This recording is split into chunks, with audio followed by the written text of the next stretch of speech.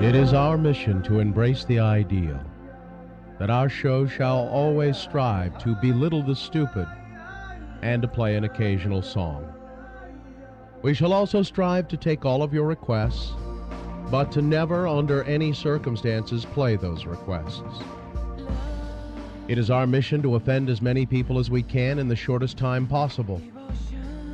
We shall always remember that no matter how pointless and stupid the things we say are, we shall present them in such a way that they will be lessons that will last a lifetime.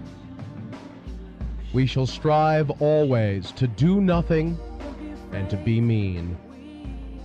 We shall strive mightily to always be the #1 morning show in Salt Lake, or, if not that, the #2 morning show, or at least somewhere in the top 15 or 20 morning shows.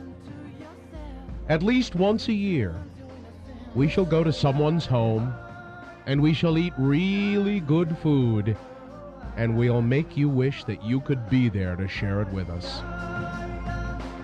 And finally, it is our mission to always remind the listeners that we never lie, and we're always right. So let it be written, so let it be done.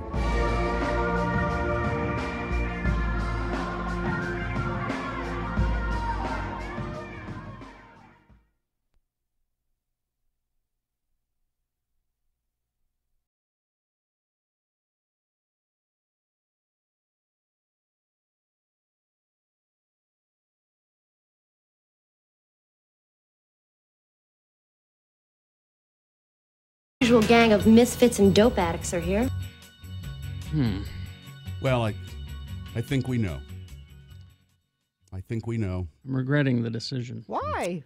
Well, It's a good song. No, it's okay because, June Carter Cash died on this day. Is that right? In history, and that was the song she requested to be played at her funeral, which was odd, but... This is an odd choice. Yeah. Why are you regretting the choice? It's it's the Margot Kidder. Yeah, but listening to the song, it's a song about stalking and obsessive. Yeah, it's obsessive. Yeah, I'll follow you wherever you go. You can't get away from me. Exactly. Lady. So yeah, it's not. Is there a Lois Lane song? There really isn't, and that's the problem. There were plenty of I had a bunch of Superman songs to choose from. You could have chosen a song about a loony person. About she was loony as a fruit bat. She was. Yeah. She got better, I guess. But remember those stories? So Margot Kidder, mostly famous for being in the Superman movies, but remember those stories where she was discovered under a woodpile somewhere? Yeah. See, there she is in sexier times. Yeah, no, she had a breakdown and ended up in the bushes in somebody's house under a woodpile, Gina. It was under a woodpile, I'm sure. But she got help. And she became an advocate for mental health issues and so forth. But she never just she had, I guess, some alcohol and drug problems as well, and it wrecked her looks pretty quick. Yeah. Geek Twitter put it best, I think. And that was when you think of Superman, you think of one of many different permutations of it. Everybody thinks of it different. But when you think of Lois Lane, you think of Margot Kidder. Oh, yeah. Well, I kind of liked the one on the old TV Superman. I can't think of her name. If you can't think of her name, then it's not her. No, it is. But hey, that's who pops up in my mind. No, it's Margot Kidder. Who's got you? Gina. How do you know who pops up in my mind? You're wrong if it's not She Margot pops up Kidder. in my mind. No, Bill. No, Bill. Margot Kidder pops up in your mind. You were trying to be different. No. It was Margot Kidder. And Margot Kidder on Saturday Night Live, way back in the day, because of her appearance, that's responsible for our first live-action version of Ant-Man. Oh, yeah. Was that the episode? That was the episode because she was. The gag was that it was a party at their house, Lois and Superman's house, well, Clark's house, and all the superheroes and their wives were coming over to have a party. Yeah. That's where we saw Garrett Morris. I'm Ant-Man. We'll play that later on, maybe. So, Here, I found it. but Gina, if you look at the Lois Lane in the comic books and the Lois Lane who was on TV, the one on TV looks more like the one in the comic books. The Lois Lane in the comic books wasn't real sexy in the old Superman comics. She was a no-nonsense kind of reporter gal, you know? I can't place her. What pops up in my mind is... Well, I'm just saying. I'm just saying. If you look at the old Lois Lane, she looks more like the one in the comics. They're all dead now. They all go the way we will all go. Amy Adams is fine.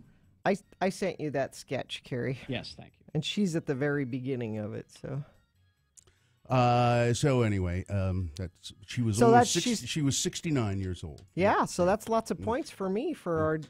Well, I was going to say, I think you may have just won. You may have won the Deadpool with that one. I'm so far behind, I don't even know if I still have a list. Well, yeah, you have a list. I don't know. It just hasn't got anything crossed off. I have no idea where it is or who's on it. Like if perhaps that if Margot Kidder might have been on my list and I wouldn't have known it. I'd go, what? Oh, she is? Well, you submitted it to Frank Christ, right? He's keeping track of it. Has he got it? Because he's keeping track of it. Good, because I really don't know Is Dan Aykroyd the Flash? Yes. Wow. And there's a joke in the sketch about check out the love handles on the Flash. But but for Dan Aykroyd, he looks pretty good. He's in the skin tight. Well, compared to today, I know, yes. That's why I'm surprised. Yeah.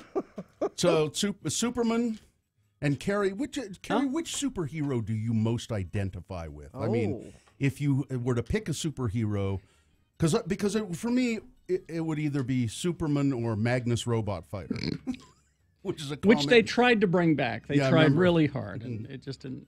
Either you or Punk or somebody found me a couple of copies of that. I think it was Punk. I had one actually. Did you give it to me? Yeah.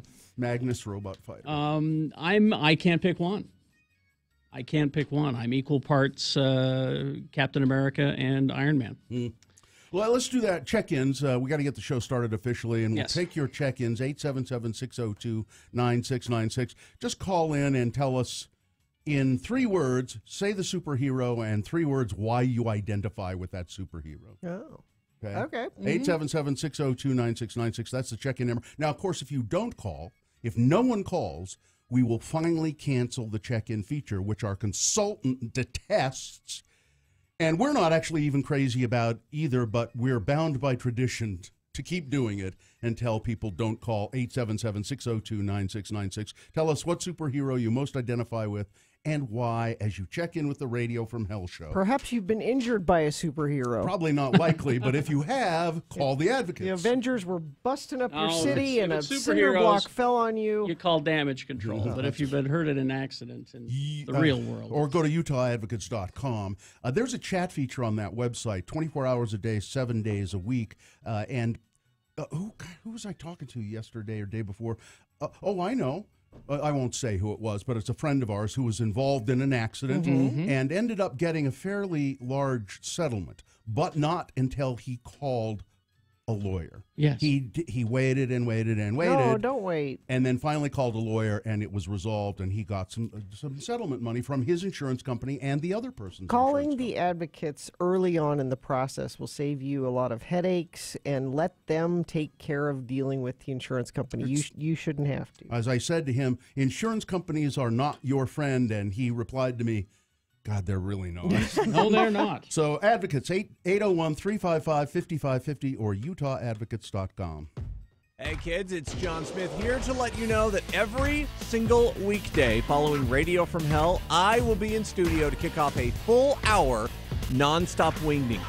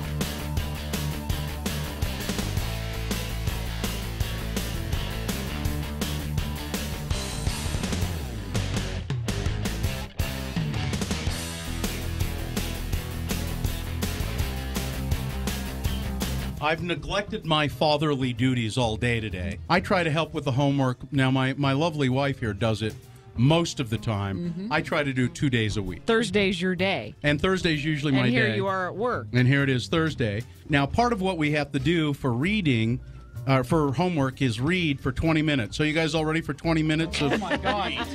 of Charlie and the Chocolate Factory? Hey, we could do 5 minutes. How about that? He's on chapter 4. He's on chapter 4? But he was concerned that maybe we should start at chapter 1 so that everybody would... I'd be lost if you started in the middle. Oh, come on. We all know. Augustus Gloop, man. We all know. We haven't gotten to Augustus Gloop yet. Oh, where have you gotten So what are we to? going to do? We're going to start with chapter 1? Well, we'll start with chapter 4. Start with chapter 4. Don't worry about us. We'll catch up. We'll catch up. If we have any questions, we'll stop Dad. And okay. Yeah. All right. Gina might need a little bit of explanation. Yeah, I'd probably do that. Right? I've never read it. Gina's kind of slow. Yeah. Okay. All right. So go ahead, little Bill. It's so hard to call him that because that's why really... that's his name. Yeah. Go ahead. Start. You can start right now. Go ahead. Okay. The next evening, Grandpa Joe went on with his story. You see, Charlie, he said, not so very long ago, there used to be thousands of people working in Mr. Willy Wonka's factory. Mm-hmm. And one day, all of a sudden, Mr. Wonka had to ask every single one of them to leave, to go home and to never come back. Wow. But why? Asked Charlie. Because of spies. Because of outsourcing. Spies. Oh. Spies. Spies? Yes, all the other chocolate makers, you see, had been grown jealous of the wonderful candies that Mr. Wonka was making. Mm-hmm. They started sending spies in to steal the secret recipes. Bastards. Jobs. You editorialize? Swearing! Oh, God. No swearing, Dad. I'm sorry. I apologize. People want to hear you read, I think. What? They want to hear you read. Yeah, I was going to say, Bill, when Festus and I read, he reads a little, and then I read a little. Yeah. And... All right, you want me to read a little bit of this? Go ahead, read a little bit, sure. Then something astonishing happened. One day, early in the morning, thin columns of white smoke were seen to be coming out of the tops of the tall chimneys of the factory. People in the town stopped and stared. "What's going on?" they cried. "Someone's lit the furnaces. Mr. Wonka must be opening up again." They ran to the gates, expecting to see them open wide. It was a request, sweetheart. I'm sorry. People wanted to hear Bill read. I don't know. Oh, it's homework. Oh, it's all homework. right. We well, better okay. get back to we that. better Okay, get to it. all right. Get back to reading. All right. Get back to the sweatshop. Get sewing those shoes. We'll get back to reading. What? Carrie needs some new Nikes. You kids get to work.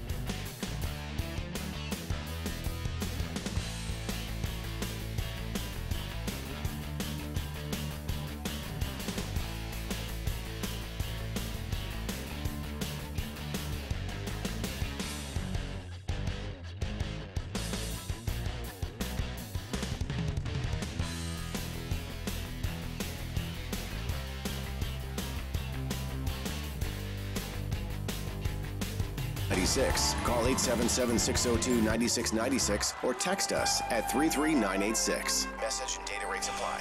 Well, looks like people have called to check in. 877-602-9696. The lines are full, but if you want to try get through, tell us who the superhero you most identify with and why in 3 words.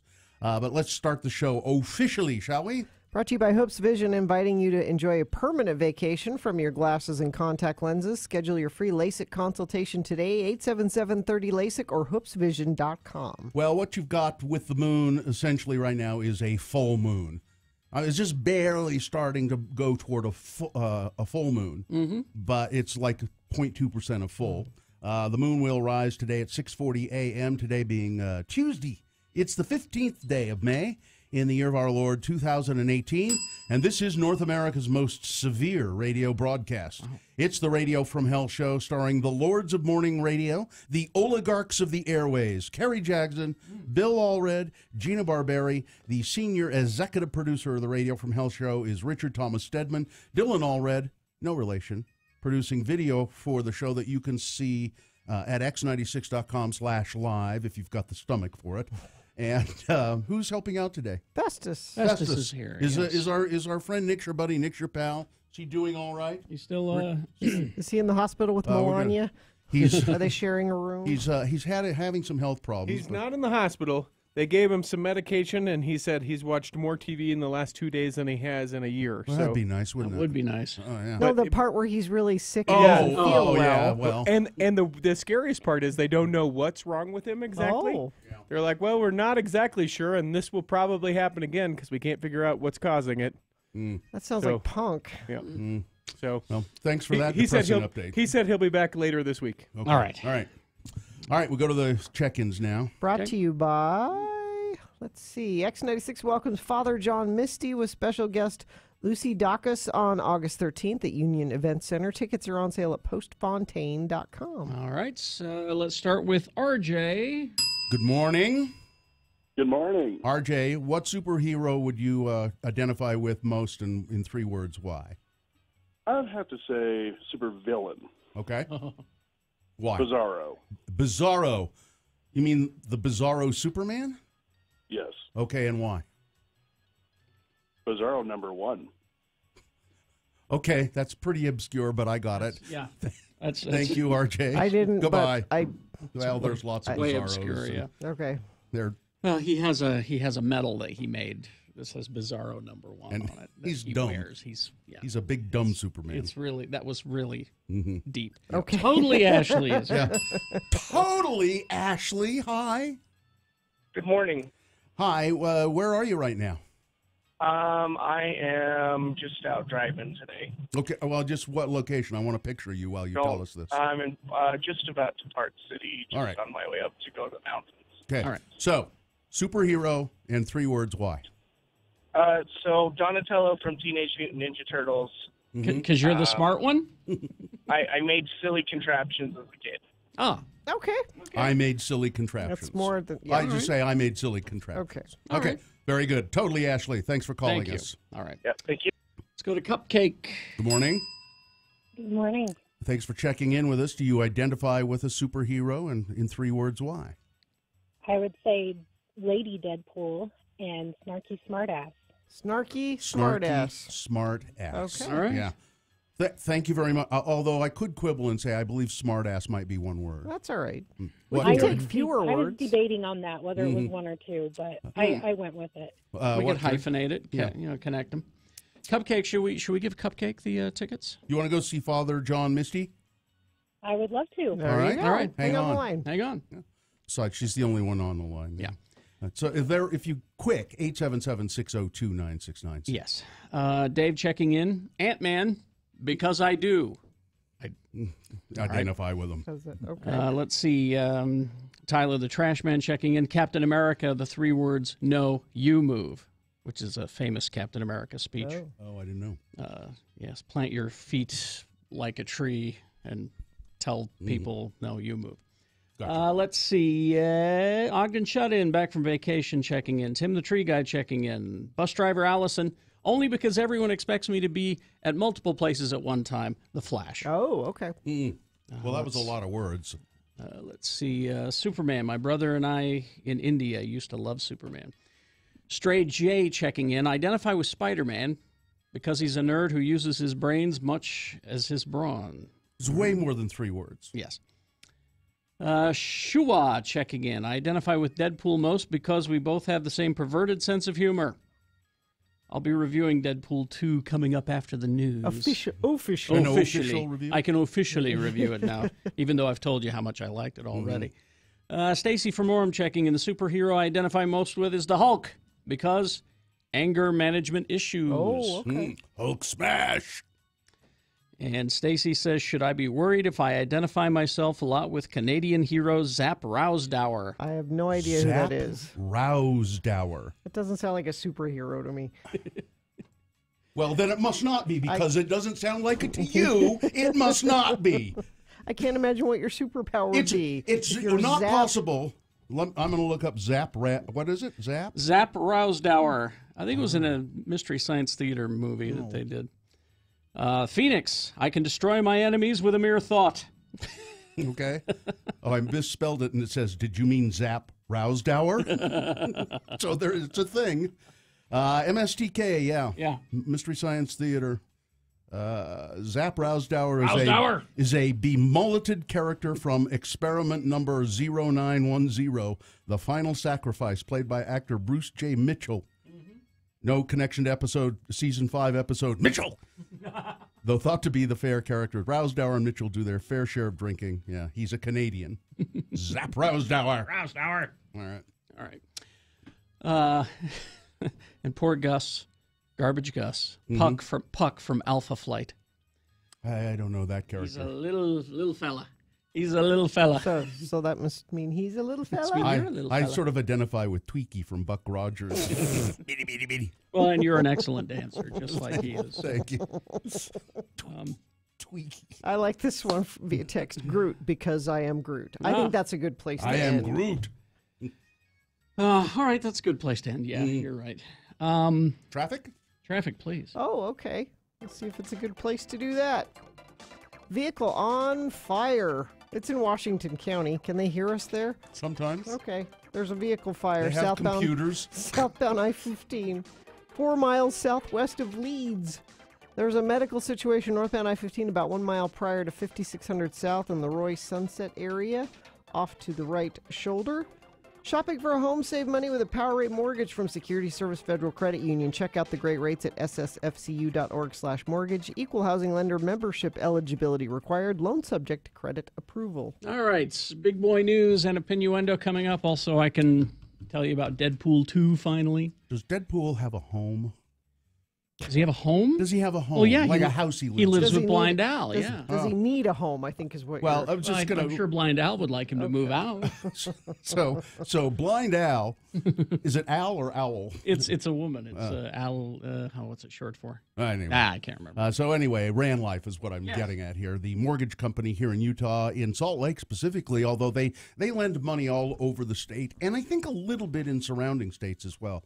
But they are local as can be. I mean, we know the two founders of Ran Life, the presidents of the company, and they're good guys, and they feel that it is important. Lending money helps build the community. New construction but people who need homes, they will lend you the money to get one. Ran Life has a special deal right now, a special offer for firefighters, police officers, and other first responders and teachers K through 12. It will reduce your closing costs when you're purchasing or refinancing your house. They lend money for all kinds of houses and condos, whatever it is you need. Get a hold of them. They like your phone calls, 801-478-4500. But you can also find out more about Ran Life by going to their website, ranlife.com. John Smith kicks off a 1-hour non-stop music wingding at the conclusion of Radio from Hell on X96.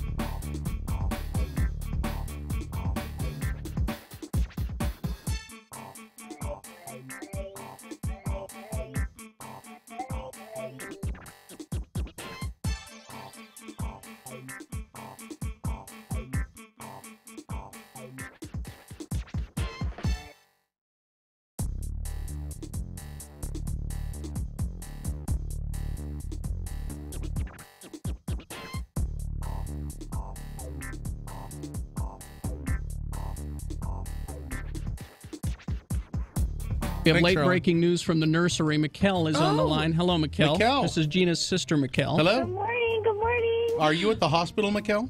I am. Am I a terrible sister? I'm out here in the hall calling you guys. Why am I doing that? Because we need to know. Are you an aunt? Of course I'm an aunt. I'm the aunt. Well, she was an aunt Well, I before, know, but though. are you an aunt a new two aunt. times over? Many times over. I don't even know how many times over. Did Gina have the baby? Yes, we have a baby. We've got a baby. What is it? Is it human?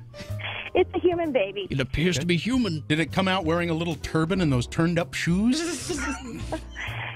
No, but actually there's a funny story which I can relay. Okay. That Joe put in a soothing CD, and out come these sounds of all these monkey sounds. It's like a jungle CD. It's the is it the rainforest? Is that what it was? It's supposed to be, nice, soothing labor and delivery music, and all of a sudden we hear this. And so then we're out in the hall talking to the doctor who's here, and it's not her regular doctor. And the nurse said, "Don't worry, this doctor's wonderful. In fact, last week or this summer, he delivered the baby orangutan up at the Hogle Zoo." Oh. So he's really good. So Mikkel, it's a little girl. We knew that. Yeah, Jonesy, she's 7'7". Okay. 7 pounds, 7 ounces. And you can braid her hair. So not that huge. But a lot of hair, though. Huh. But tons of hair. Did we think she was going to be bigger than that? She looked bigger than that. Now. What? She was huge. What are we talking? What are we mincing words for? Gina looked huge. She looks beautiful. Yes, all pregnant women are beautiful and huge. All right. So 7 pounds, 7 ounces. But she still is about 10 days early, so she's a good size. Well, that's a good size. And everything. And was it a hard delivery? Easy? Was it? No, not a peep. Gina didn't say a word. Just 2 pushes and out she popped. It was quick. The baby just slid right out. Is that because she had the drugs, right? That's why she didn't make a peep, yes. right? Her thumb was going crazy on the bolus. Absolutely. I'm tired. There you go. Get out of here. Well, that's great That's good news. Great news. I just had to. Yeah, she's probably going to kill me that I called you guys, but I had to do it. No, I think she'll be happy you did. Okay. Thanks, Mikkel. Okay, Elsa. Congratulations. Congratulations. Yeah, tell her to just relax or something.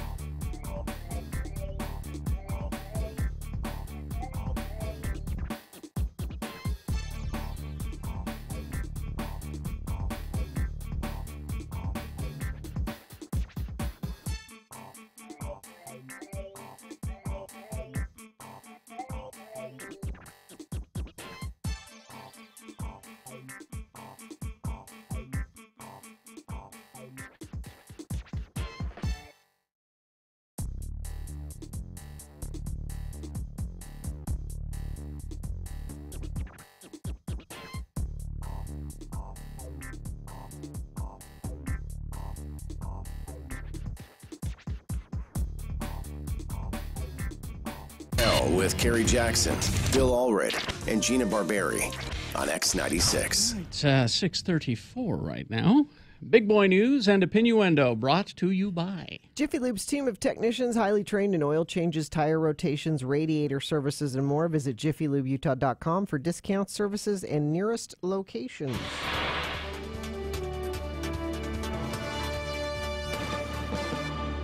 Well, Margot Kidder, and it says here she defined Lois Lane for a generation, and that would be Kerry and Gina's generation. The new Lois Lane, of course, is redefining. I mean, what's her name is Amy Adams is defining for a new generation. She has died at the age of 69. She passed away in her sleep. It says her performance perfectly captured the essence of the Daily Planet's most fearless reporter. The Daily News reported on her death earlier today. As a younger woman, Margot Kidder began acting in low-budget TV shows and films in Canada, where she grew up. One of her high-profile parts was the role in The Great Waldo Pepper opposite Robert Redford. He played that stunt plane guy, right? Wasn't that movie? Yeah. In 1978, she appeared as Lois Lane in the Superman movie and won audiences over in a turn that fused the rapid-fire banter of 1940s workplace comedies like His Girl Friday, newspaper movies, and then contemporary feminism, and then superhero, all mixed together. And we got a scene here. This is probably her most famous. Gina's favorite scene. It's pretty famous. Yeah. It's the one where she's falling off of the building. Yeah. And Superman flies up and catches her. Yeah. What the hell is that? Easy, miss. I've got you. You've got me. Who's got you? Yay! There you go. and now she's in the arms of heaven. She's up there with Chris now. Yep. So there, and she struggled with bipolar disorder throughout her life, and she had a nervous breakdown, which caused headlines in 1996. Then she got pretty much better, and then she returned to acting in small roles. And the only one I remember is in Maverick. She played a crazy old woman for 3 minutes. I think there was a line like something like "They went that way," something like that. You didn't even recognize her. Yeah, my God, is that Margot Kidder? Yeah. So let's see, where else do we go here? Oh, this is really awful news. Bill O'Reilly is in talks to return to television. Ugh. You don't have to watch, Bill. A year after. I don't want him on there. No, he doesn't need I to be. I won't watch, but I don't want him on there. Yeah, he doesn't need to be anywhere. A year after his abrupt exit from Fox News, where he was the top-rated host in cable news, the controversial anchor was forced out after disclosure of his sexual harassment allegations and settlements paid to alleged victims. He is in discussions with Newsmax. Oh. Now, I don't know what Newsmax is. It's a right-wing website, and I think they do video content as well. He'll fit right at home there. They're talking to him about developing a new show. They're also going after Greta Van Susteren and Eric Bolling. I wish someone would go after Greta Van Susteren. No, they won't. Oh. And Eric Bolling, who also had sexual harassment issues. And remember, he's the guy whose son committed suicide, which they which he said, and I respect his feelings on this, that was really not tied to this. My son had problems, other than this. We'll do it live. So anyway, and let's see, Melania Trump is recovering from kidney surgery. Some vague kidney surgery. They're calling it a benign kidney condition. She will likely spend the next few days in the hospital recuperating after the embolization procedure, which is a surgery done to prevent blood flow to part of the body, typically with the intent of shrinking a tumor or preventing an aneurysm. The procedure was successful. There were no complications. Said a statement from her office. Mrs. Trump is at Walter Reed National Medical Center and will be there for the rest of the week. She looks forward to a full recovery. Donald Trump has not been to the hospital. He called her on the phone. And she didn't take the call. He's Tell him I'm not here. He's expected to visit her Monday. Don't come. Maybe, unless I get busy. Yeah. Dozens of people have been killed in Gaza. 60 people, I think. Yeah. in a show of anger fueled by the move of the U.S. Embassy to Jerusalem. That's on you, Trump. Protesters set tires on fire, sending plumes of black smoke into the air, hurled firebombs and stones toward Israeli troops across the border. The Israeli military said its troops had come under fire and accused protesters of trying to break through the border fence. It said troops shot and killed 3 Palestinians who were trying to plant a bomb. At least... In this story, it said at least 41, including 5 minors, but I did hear that figure of 60 people, Palestinians killed. The Israelis are blaming this on Hamas, who they say Hamas is the radical wing of the Palestinian government, and they send protesters out like this knowing full well that this will happen and cause turmoil and dissent in the area. That's all well and good. That may be the case. That may, in fact, be the case that Hamas does that. But it is a direct result of the fact that the White House insisted on opening the U.S. Embassy in Jerusalem. It's directly related to that. They insisted on it, and everybody knew this would happen. Because mixing up stuff there is good for Republican business. Listen, I just... these guys tell me that Jesus will come again if I do this. That's why I did it, okay? So I think it maybe is very true, and I'll just say it again, that, you'll hear this a lot. Hamas is responsible for sending those. That may be. But they wouldn't have done that had that embassy not opened. Well, they would have found something else then, Bill. Why don't you wake up and smell the coffee? Donald Trump says... You kicked a hornet's nest again. Yes. Yeah. You kicked a hornet's nest again. Donald Trump on Monday attacked news coverage based on leaks coming out of the White House as a massive over-exaggeration, but also slammed his own staffers as traitors and cowards for spilling the beans. The so-called leaks coming out of the White House are a massive over-exaggeration put out by the fake news media in order to make us look as bad as possible. With that being said, leakers are traitors and cowards, and we'll find out who they are. Now, does he not understand what he just said? In one sentence. Yeah. So what he's saying, that, okay, this stuff coming out, it's true. Yeah, it's true. It's what he's saying in one sentence. And then, yet he's trying to say it's fake news, but what he's saying is it's true. Remember, his definition of fake news is not that it's not true. It's that it's unfavorable to him. That's his definition. He's admitted that. This 6th grade boy died over the weekend while he was playing the fainting game with his friends in South Jordan. I spent Mother's Day planning my son's funeral, writing his obituary instead of having breakfast or flowers or I love you, Mom, said Celestia Maui. Try to imagine what it would be like and multiply that by infinity, and that's kind of what it's like. There are no words, she said. I can't imagine. Her 12-year-old Tua Maui was playing with friends Friday afternoon when his mother found him unconscious and called 911. He'd been playing the fainting game, also known as the choking game, with his friends. The goal, you cut off the... I did this as a kid. You cut off the oxygen in however you do it, and it will cause you to black out. When I discovered that sensation, I used to do it on occasion. Really? Yeah. Oh, yeah. It's something that kids do. Don't. Now, when I was doing it, I didn't realize how dangerous it was. It's akin to being high, and that's why people do it. But I do recall at one time I blacked out so badly that when I came to, I was scared. Yeah. And I didn't do it again. So anyway, if you ask your kids about it, if they're doing it, do you know anything about this fainting game, this choking game? And if they're doing it, make them stop. There was an earthquake in San Francisco yesterday. 3.5. Didn't do any extensive damage, but it was interesting. Apparently, there's video of the baseball game, the San Francisco Giants, and we all remember the World Series when there was that big earthquake. That's right. Remember? I remember. And that was at wasn't that Candlestick Park? Candlestick Park. Yeah. Yep. Now they're not playing at Candlestick anymore. I don't know what the new stadium's called, but I guess our cameras are shaking. Yeah, if there's video from the game where you can see the camera just sort of sway back and forth, and the commentators say, "Hey, do you feel that?" The volcano is getting worse. Kilauea getting worse. Is it? Cracks, bigger fissures opening up.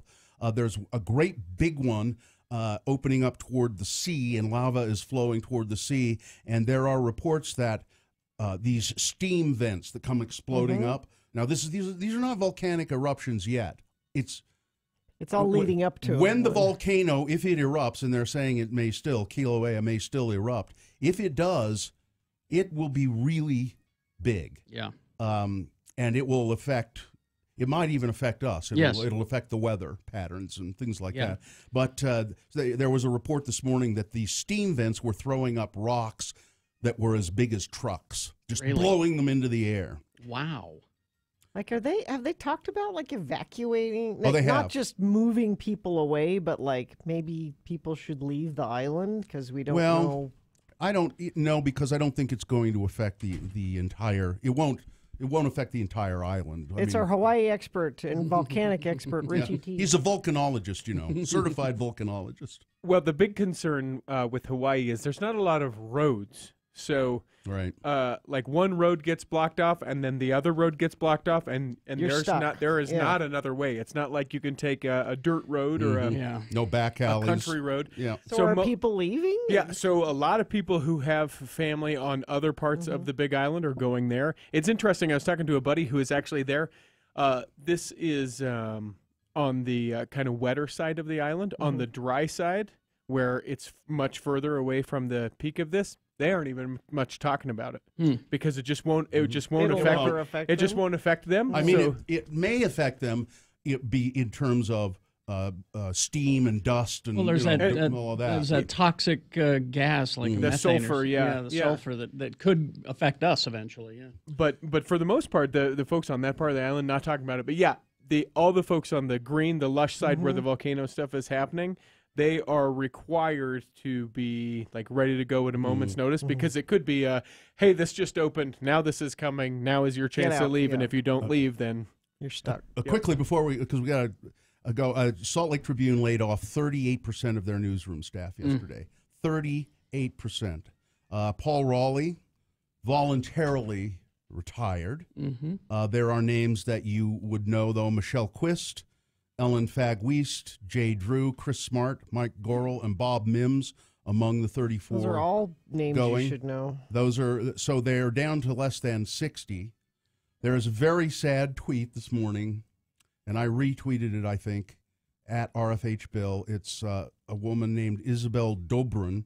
She said, I'm in the newsroom, alone in the newsroom, and it just keeps getting worse. And it's a picture of the masthead that's on the wall, the Salt Lake Tribune, and the A has fallen off and the L has fallen off.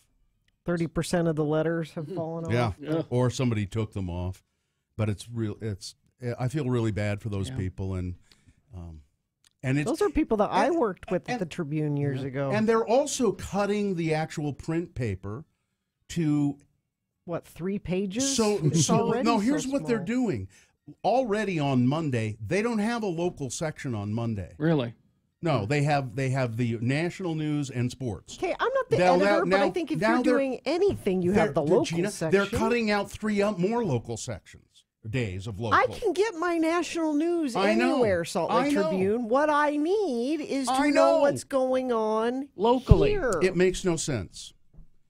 The Utah section for only 3 days, according to Stephanie. It should be the opposite. The Utah be section. more local. Yeah. Yes. It should be the opposite, but it's cheaper to run Associated Press national Why stories. Bother? Yeah. Why bother? So you can still run what local you do. They're trying to hang on and have some local coverage, but it's just becoming harder and harder to do. It takes staff to do local stuff, and they can't afford the staff. So if somehow things turned around, then they can start adding I'm not going to buy the paper for national news. Well, I know. I don't need you can to get it do online. that. Yeah. Yeah. What I will buy is for an in-depth local story about something that's affecting me. Exactly. For instance, like this, the fainting story. Yeah. For this kid. That's from Fox 13. And you should be getting that from the Tribune. Sure. And you should be getting what the city council is doing. Yeah. Even though you think that's boring, sometimes there are issues that you go, what? What they did what? You know, you want to read about that. I mean, honestly, I get most of my local news from Ben Winslow. Yeah. On Twitter. Yeah. Now, Ben can't be everywhere. He tries. I've seen him. But I need more of that. National stuff is interesting and it affects you in the big picture, but we need local stuff. Yeah. So that's frustrating. So I'm going to start covering it. I'm going to start going out to Will all you the go city out? council meetings. Okay, Scoop. Yep. We'll get you a little notepad. Yep. I'll get a hat that says press on it. And I'm going to go out. No, And I'm not. I worked for the Tribune throughout college. I did the college radio, and then I worked at the Tribune. And Mike Gorell and Paul Mims, Raleigh and Jay Drew was there. Chris Smart and has Chris been there. Smart was there. I worked with all their amazingly talented But our good people. friend Sean Mean still has a job. Yes, he survived, as did Scott Pierce. And I guess Kirby is. I didn't. His name is not here, and I would assume that. Yeah, and I would fine. and I would assume Pat Bagley, is fine as Yeah, well. He'll win a Pulitzer Prize. Oh yeah, he almost won it once a couple of years ago. He'll win a Pulitzer Prize, and the Tribune had just recently won a Pulitzer, didn't they, for local news reporting? And now it will be harder to do. Yep. Right. Sports weather traffic. So this is local. Yeah. Pro snowboarder Nathan Hale Bozone, or Boznuts as he prefers. Is it or Boznuts? I think Bozone. I think his name is Bozone. Bozun. No, it's I'm. Oh, well, there's a pronunciator there. Bozone. That's Bozone. what- yeah. Okay. Was arrested by police in Park City after a 9-hour standoff. Wow. Yeah. Police booked Boznuts into the Summit County Jail. Go to x96.com/live. This guy used to be one of the best pro snowboarders alive. And Mormon, not anymore. He was booked on charges of aggravated assault, possession of a firearm by a restricted person, possession of marijuana and drug paraphernalia, intoxication, disorderly conduct. He was intoxicated and agitated around 3 a.m. Nobody's anything but that at 3 a.m. Either you're asleep, if you're awake, you're intoxicated and agitated. No, I get up at 3. I'll send you this interview with him. Oh, I have it. Oh, do you? Yeah. He talks about his face tattoos. Yeah. He held a kitchen knife against one person's throat and then threatened a neighbor with an AR-15. He said, "I'm going to kill you," to the neighbor. He poses a substantial threat to the community due to the severity of the crime. But yeah, there's a interview with him in Snowboard Magazine where he talks about his face tattoos. He's just covered with face tattoos and neck tattoos. Let me read you this one little part from the interview. What was the first tattoo on your face? And this is an interview by an old buddy of his who knew what a great snowboarder he used to be. He said, that little asterisk sign over there. When I got it, I was in Laguna Beach. My chick at that time broke up with me, and I was like all effing heartbroken. So I moved to Greece, and I had all these tattoos, but then I just got blasted, and I was like, you want to see a face tattoo? Here you go. And I woke up with this one under my eye. I looked in the mirror, and I was like, all right, life's going to be interesting now. I didn't even go outside for a week. I felt like an alien. Everybody looking at me all weird. Well, yeah. Now he's got them all over his face. Yeah. He's not well. No. And he had lots of money at one time. Yeah. A couple of $1 million. And then it's he owed a bunch of taxes Yep. and lost it all. And, Jeez. Yeah. Really? So that's sports. Weather brought to you by Rocky Mountain Power. Everything they create is power your greatness. So keep going and know they're there with you. Learn more at poweringgreatness.com. So still a slight chance of thunderstorm today, high of 73. Traffic, we've got a crash in Ogden, blocking lanes at the intersection of Wall Avenue and Riverdale Road. American Fork, there's a new crash, the on-ramp southbound I-15 to Pioneer Crossing.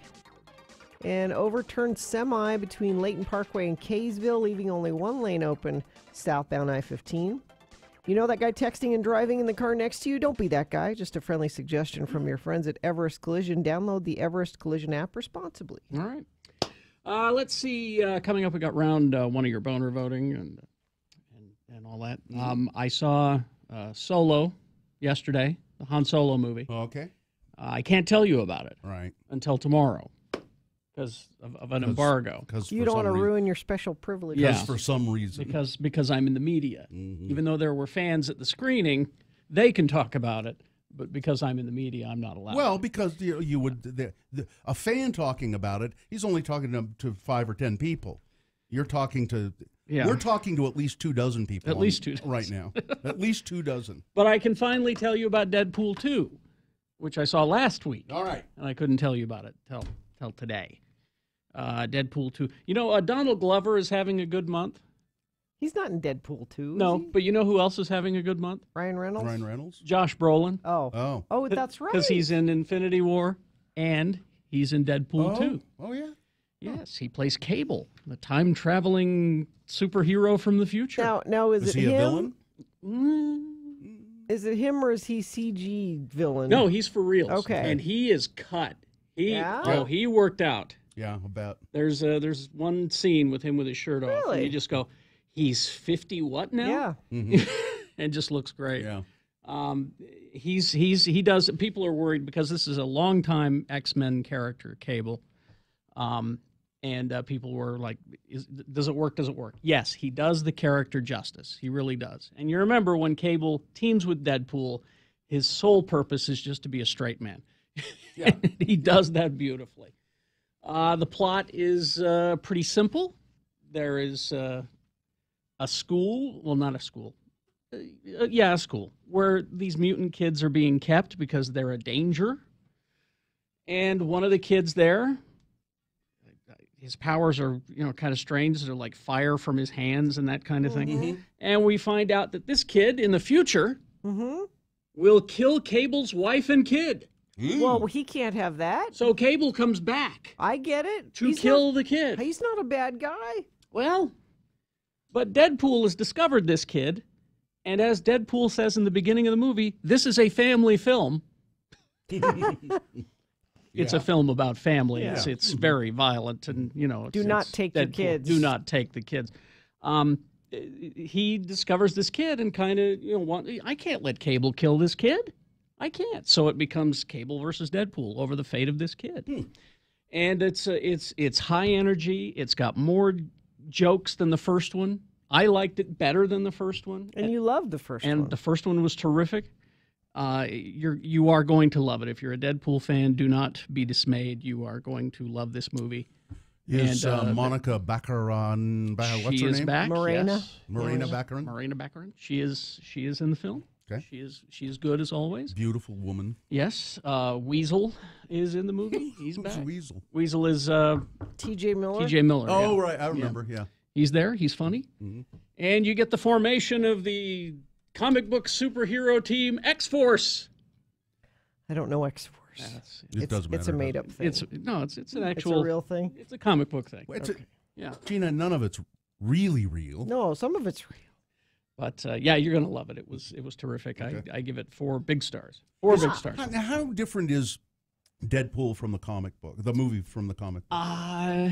It's funny because the comic book, for the most part, has to be clean to a certain point. Just more PG rated. It's more PG rated, and so they take it to the edge. But Deadpool really got popular when Marvel did a version of their comics called Marvel Max. Was what it was called, and it was for grown-ups. And they did Wolverine, they did Daredevil, they did a Punisher, and Deadpool. And that's when Deadpool really kicked in because they went, here's where he needs to be. This is where. And they made it adult material and R-rated in the comic book? In that comic book, yes. Yeah, okay. But then they stopped doing those because it was hard to regulate comic book retail sales to kids. Yeah. Yeah, well, it is. What about 15 and 17-year-old? Well, it's extraordinarily violent. I'm not going to tell you whether it's okay for your kids because they're your kids. Is there sexy time? There is not. That's where this one's different. Okay. Oh, well, if there's no sex, we can let our kids see all the violence they want. But this one is more violent. Again, I'm not going to... You should go see the movie first. Yeah. And then decide whether it's okay for your I've done kids. that for some things with my kids. Yeah, don't ask me to judge because you know your kids. Dylan, you can't see that movie. He just threw his hat on the floor. And I'm 30 plus years old. Just 30, right? 30? 30. 30. Okay. Don't give him the plus. I'm sorry about the plus. Just adding Unnecessary a plus. Forgive me for that. All right. So now I'm in trouble. Okay. How old are you? Don't laugh, Allred. You're next. I didn't say anything. I am 30 plus. Yeah, you are. I love you, Dylan. All right, Dylan. Anyway, coming up, we got round one of your boner voting, and there's a story I want to tell. I'm going to try to do it justice, but it's about a kidnapping. Oh, yeah, you were telling us this earlier. Tell you about pretty, this pretty interesting stuff. An alleged kidnapping. Stand by for that. We got to tell you about Salt Lake Film Society. You won't see Deadpool 2 at Salt Lake Film Society. No. But you'll see a lot of other great movies. That you won't see anywhere else. Is it? It is possible that they'll have superhero movies at the Broadway or the Tower because they do. There are experimental, offbeat superhero movies that could happen. Well, there are a lot of indie comics that are being adapted into independent films, and so that's think where maybe you'll see them. They'll come.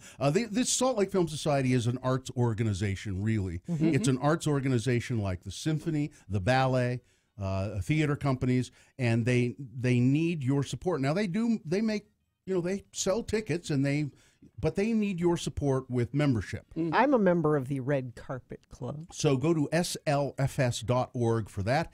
Subscribe to their weekly email updates. Join their Red Carpet Club. Check out Talking Film, which is a podcast they do, hosted by somebody named Dylan Allred. And it's just a great, so support the arts as you would the ballet, the symphony. Go to slfs.org. Oh, we could send you to a couple of bands in concert.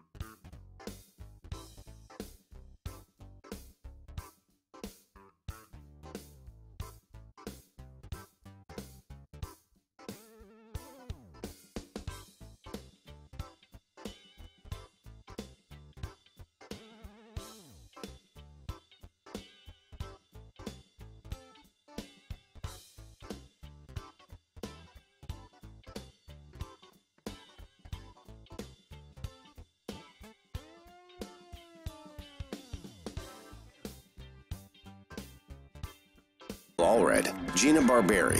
What you got there is Radio from Hell on X96. Now we got boners round 1 coming up in a moment. Carrie's going to tell us a story here brought to you by When life feels like it's crashing down on you from above, Lifetime Roofing is here to offer you peace of mind in that home of yours. You and your family have your own personal fortress of reassurance. Roofs at Lifetime Roofing are simply better than everyone else's, period. Mm-hmm. Now, this story that you're about to tell. I'm going to try to do it justice. You did. You will. You did it justice when you told us off the air. Yeah. And I will just say this about it and then go. This is the kind of thing that you think only happens in movies or TV. Exactly. Or TV shows, but it really happened. But this really happened. All right. And it happened to Sue has a friend. And I'm going to leave names out of this because it's kind of embarrassing. Yeah. So Sue has a friend who her father lives down in central Utah. And where does she live? I'm going to keep it vague. She lives up here. Okay.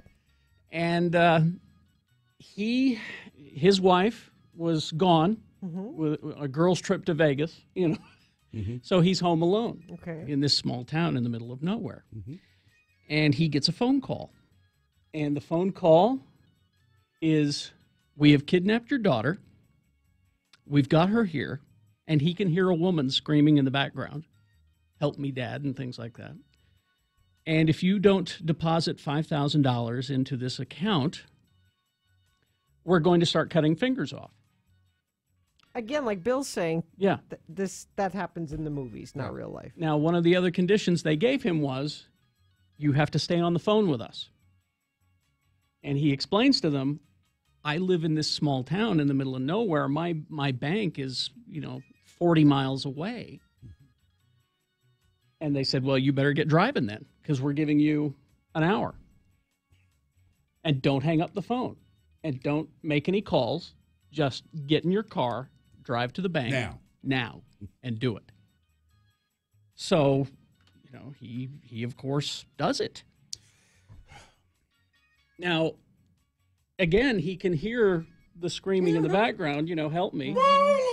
And they start talking to him about how we had to kill another one who didn't comply, so you better comply or they're I mean, maybe if you lived in Colombia where that kind of thing happens. That's why I asked where she lives. She lives in Salt Lake. I think that's kind of racist. Not racist. That kind of thing is more that common. That kind of thing happens here too. So he goes People to get kidnapped and fingers cut off here all the time.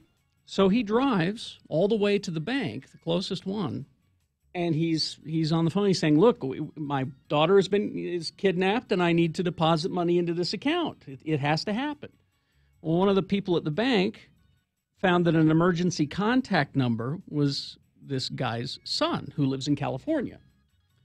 So they call the son, and it's like, "What's the deal?" And he says, "Well, I don't know. My sister lives in Utah in Salt Lake, and everybody must be really frantic, though. I mean, the son must be like, "Oh my God, what?" So the bank transfers the money. They do it, $5,000. The bank doesn't have some sort of. I don't know. I think we've that heard of this scam before. I think that if you come in and say my money, transfer it, they have to, right? Yeah. I mean, I think. So they transfer the money, and they hang up the phone with the kidnappers, the alleged kidnappers, and he then calls his daughter, and she's fine. Of course. So then the bank stops the transfer. Here's the weird part. I mean, it's already weird enough. They trace the number, and it's somewhere in Russia. But these people didn't sound like Russians. They're operating. Or it's routed. Or it's routed through Russia somehow. But so he's not out the dough. No, they managed to stop the transfer before the people before the kidnappers took the money out of their account. If you really have my daughter, I have a special nickname for her. Ask her what her nickname is. You know what I mean? Could there be some control questions?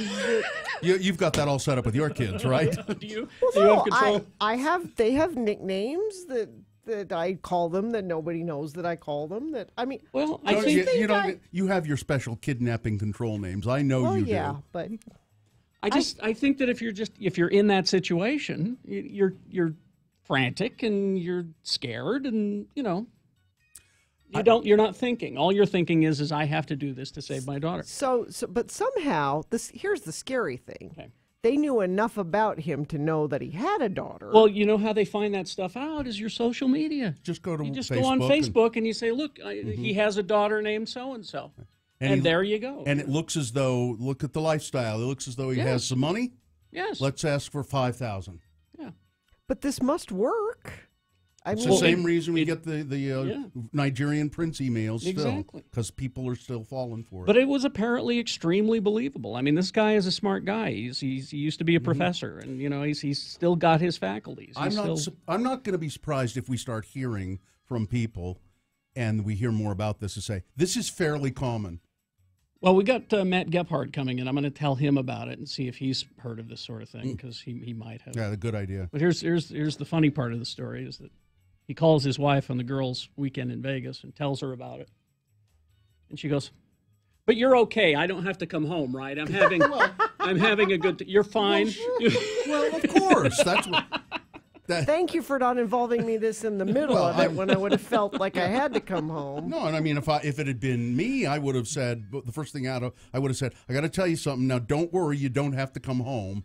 But, she doesn't need to go home. Here's someone who said this happened to a friend of her daughter, has an unusual name, and they knew strange details. She did exactly what Gina said, and they hung up. You got to have a... Mm-hmm.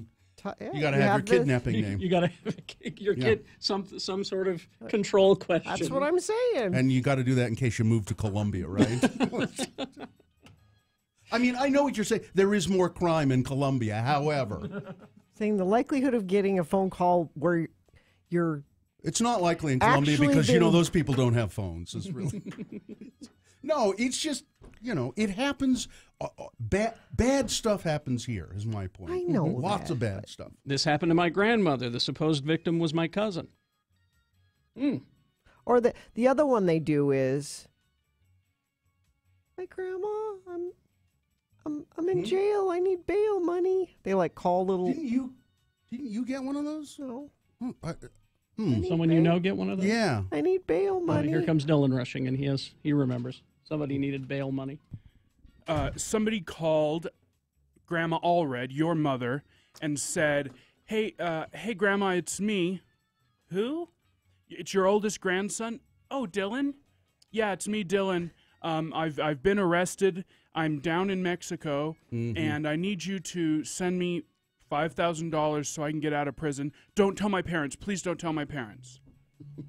And she said, and she did it. And she asked a question about, she said, "What's your middle name?" or something. Oh, that's good. And they couldn't know, and she hung up. Yeah. And then called me and said, "You're not in jail in Mexico."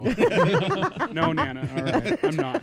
My mom was... But still send me Yes, Grandma, I am. Send me $5,000. Yeah. My mom was pretty sharp. But... Meanwhile, Sue is getting our kidnapping nicknames together. Good. So that's... Mine's going to be Dow. Don't say it on the radio. Oh, yeah, now I got to pick another one. All right. Let's see. Slowdowns in Layton, southbound I-15 to a multi-car crash. Use alternate routes to get around that. Delays could be an hour through that area. There's a semi involved, an overturned semi, actually. So this is Layton Parkway in Kaysville is where that is. There's only one lane open through that area. Crash in American Fork, the on-ramp southbound I-15 at Pioneer Crossing. And crash in Ogden, blocking the lanes at the intersection of Wall Avenue and Riverdale Road. Fox 13 prides themselves on being an independent voice on local issues and appreciate your trust. Fox 13, your #1 station for local news. Well, now we're starting to hear from a lot of people in the chat room. I see that this has happened a bunch of times. Yeah. All right, we've got Boners Round 1 coming up. Here are your candidates. Number 1. Oh, Tommy. Boner candidate number 2. Well, that's not what my attorney says. And boner candidate number 3. You open the Burger King and I'll put on some clothes. All right. Round 1 of your boner voting coming up along with Big Boy News after these. Got to tell you about Haster Games. They are at 6831 South State Street. They've been there quite a while. I mean, they are the go-to place for your gamers. Locally owned and operated store for all modern and classic board games, Magic games, and much more. And this month at Haster Games, you got the latest Pokemon set, Forbidden Light. You've got the new cooperative board game Thanos Rising, and Mordenkainen's Tome of Foe. I don't know what any of those words are. Huh? Limited edition comes out May 18th. What language is that? Well, see, that's the great thing about Haster is that you can go in and they're the smarty pants. They know it all, and they can, they'll say, rather than you buying a game, why don't you just get a gift card or something? Or they'll teach you how to play it. Or that. They will. They'll teach you how to play it. And if you want to try a game, they're more than happy to do it. They just restocked the fun party game Decrypto, where the other team has to figure out what secret messages you're sending to each other. And the super popular Magic's Dominaria set is still available at Haster. They carry the best selection of all the latest board games and Magic products. They will also buy pre-owned board games and Magic products as well. So stay and play. Remember, Haster has it. They're open Monday through Saturday from 11 a.m. to 10 p.m. and Sundays noon to 5, 6831 South State Street, Haster Games. Listen to X96 at 8 a.m., 2 p.m., and 5 p.m. to win.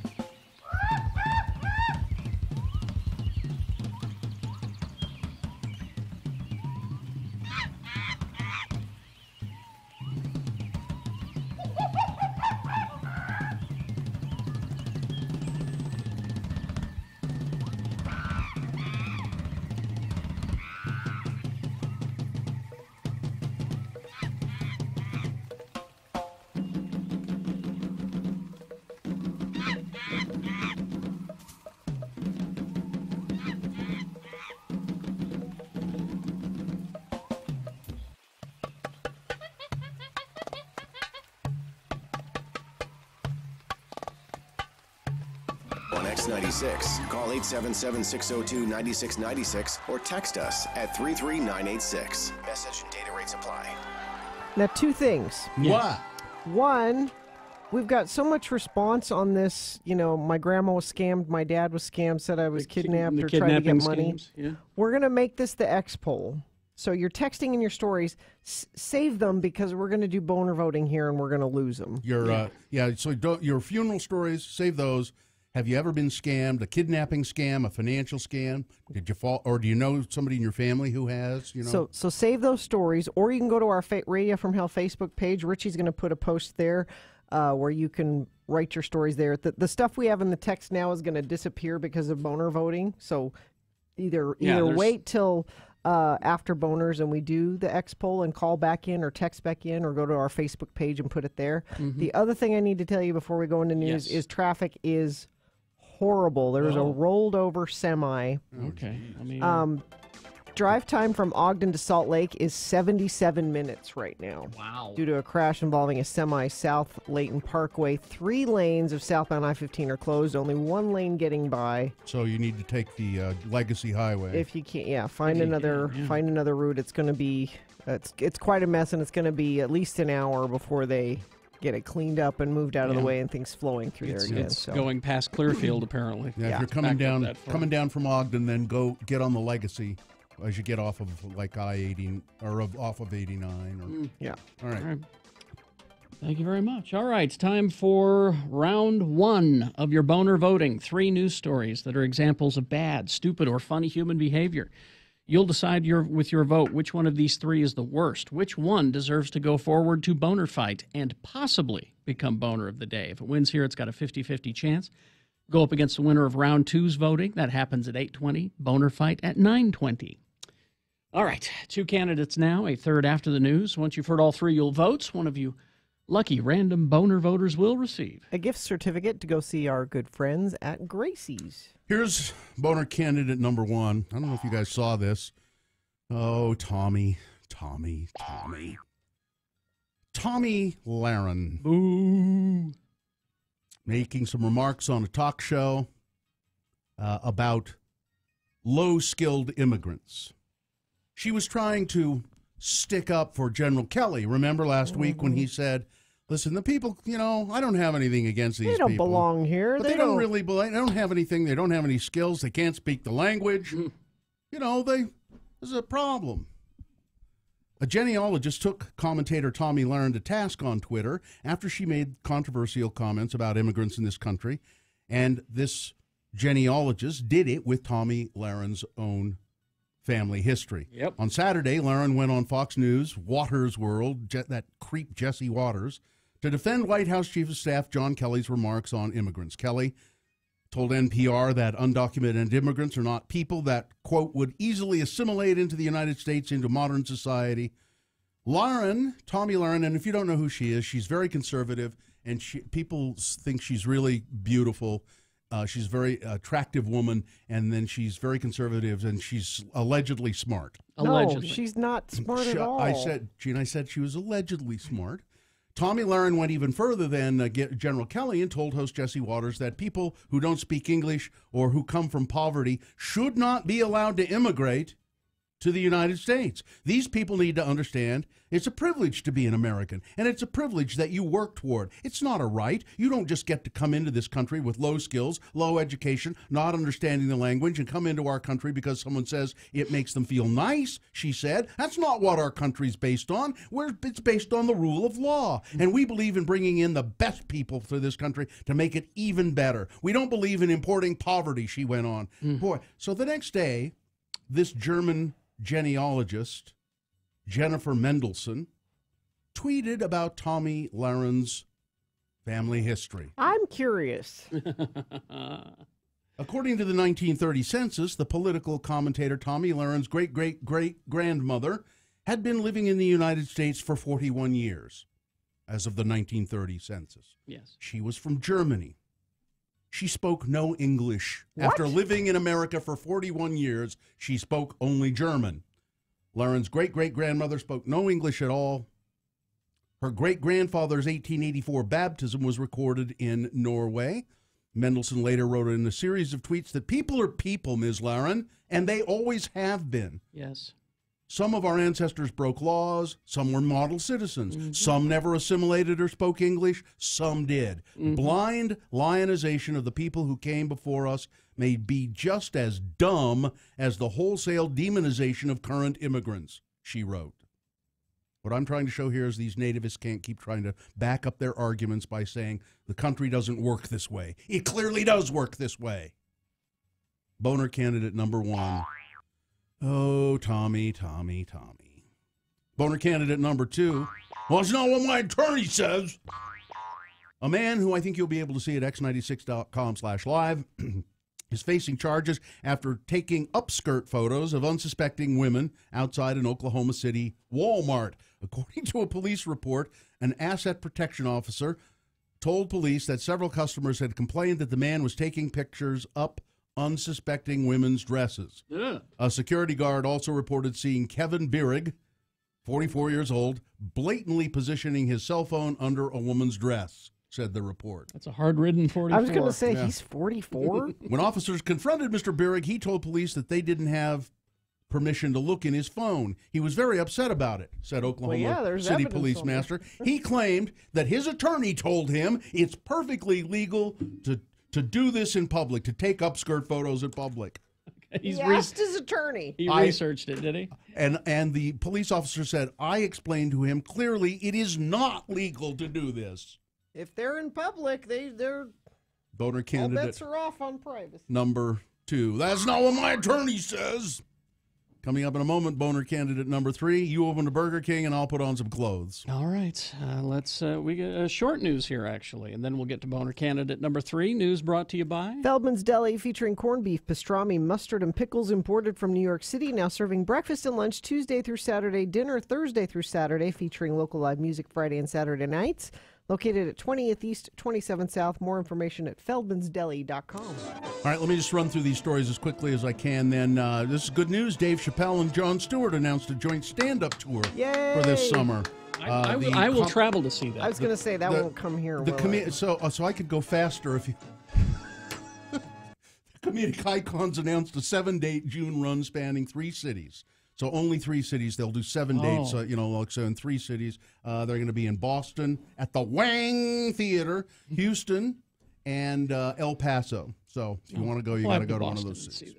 Let's see. The world's largest geyser keeps erupting in West Yellowstone National Park, the Steamboat Geyser. It has erupted for the 5th time this year. Scientists are not sure why it's happening.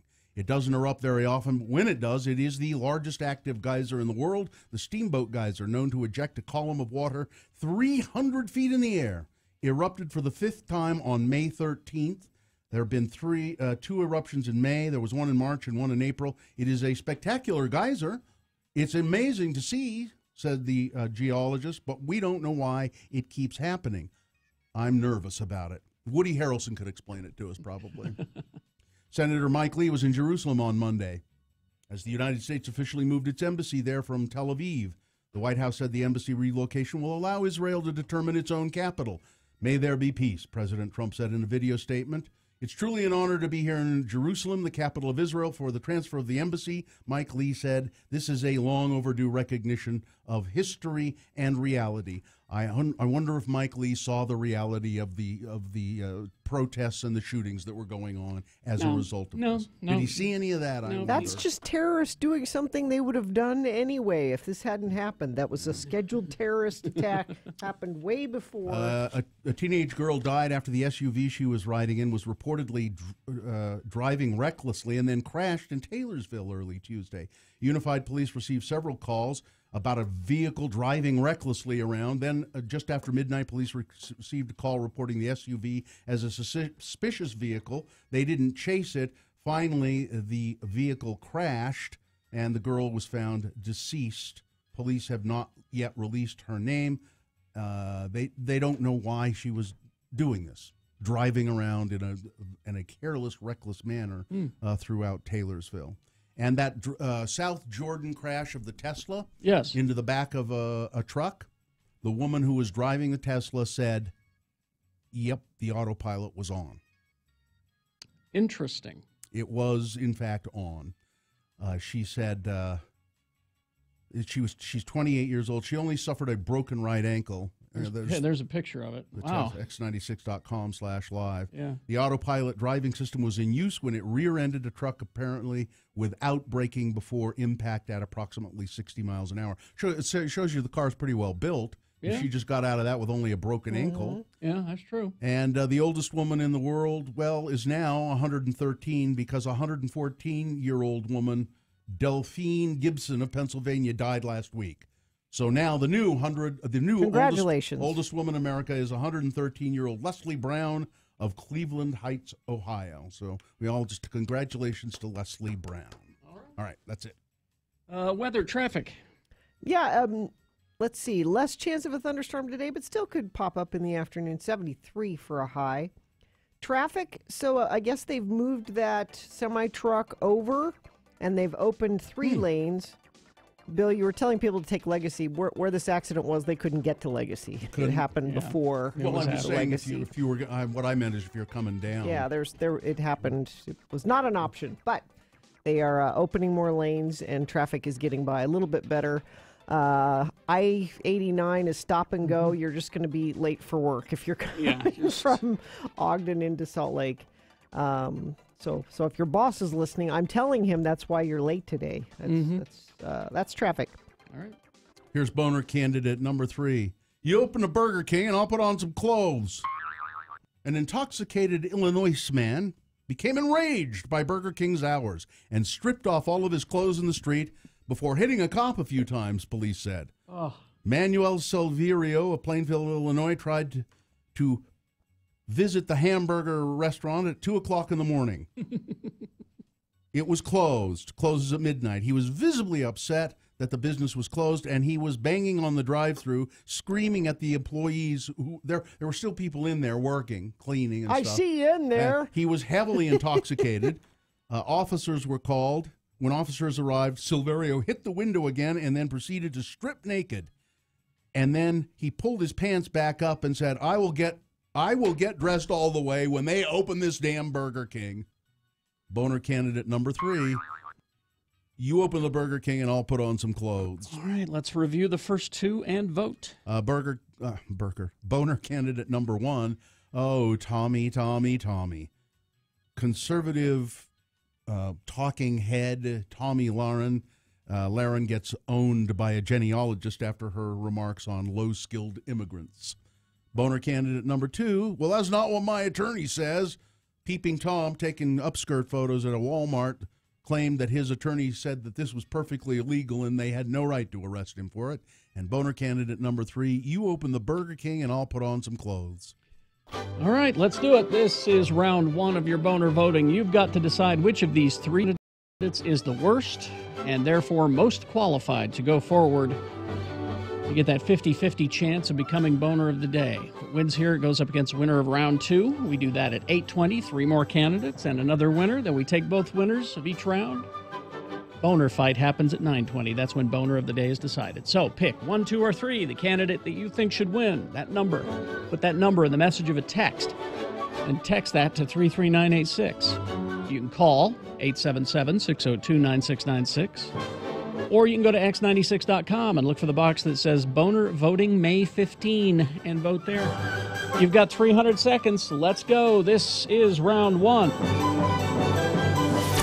X96 is...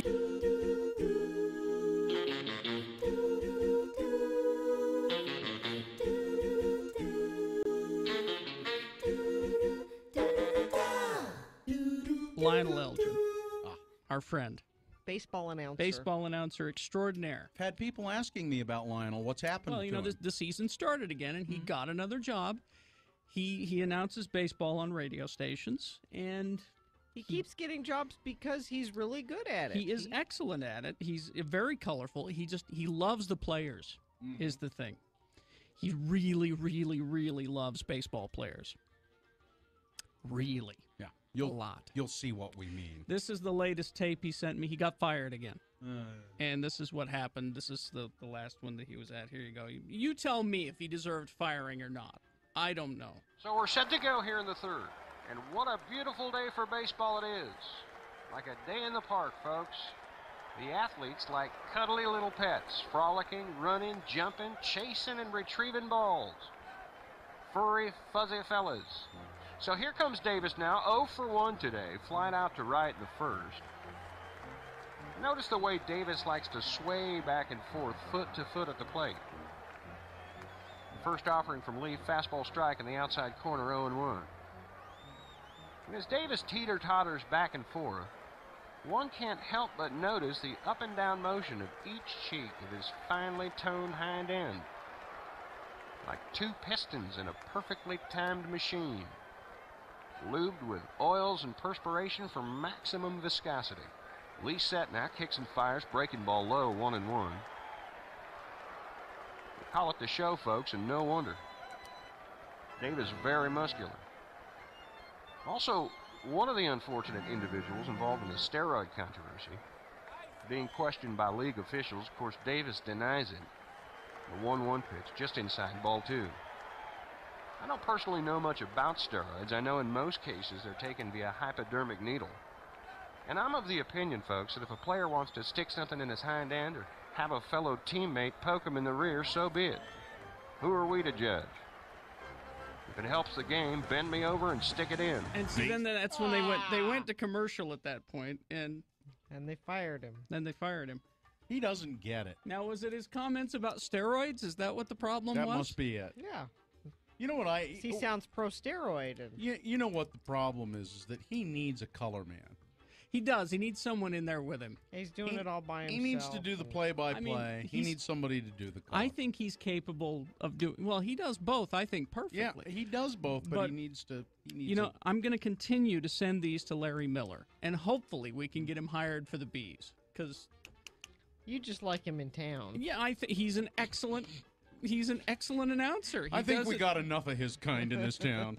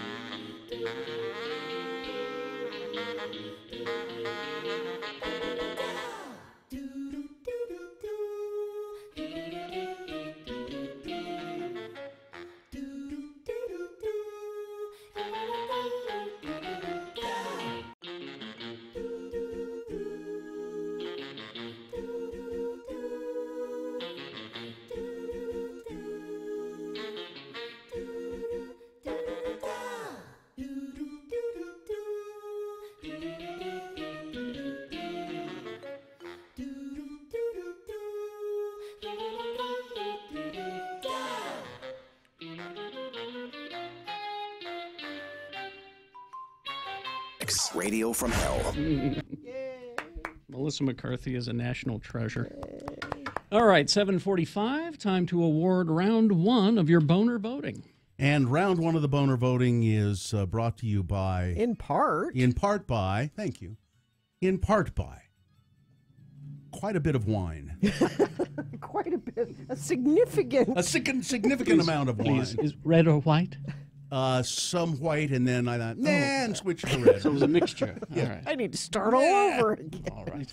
And it's Tuesday. It's time for Gracie's Tuesday Night Bluegrass Jam with host the Puddle Mountain Ramblers. Live from 7 to 10, local musicians are welcome who wish to sit in with the band. Adults only. All right, boner candidate number one. Oh, Tommy. That horrible human being, You Tommy wanted Lahren. to swear right there, didn't you? I paused. Yes, I did.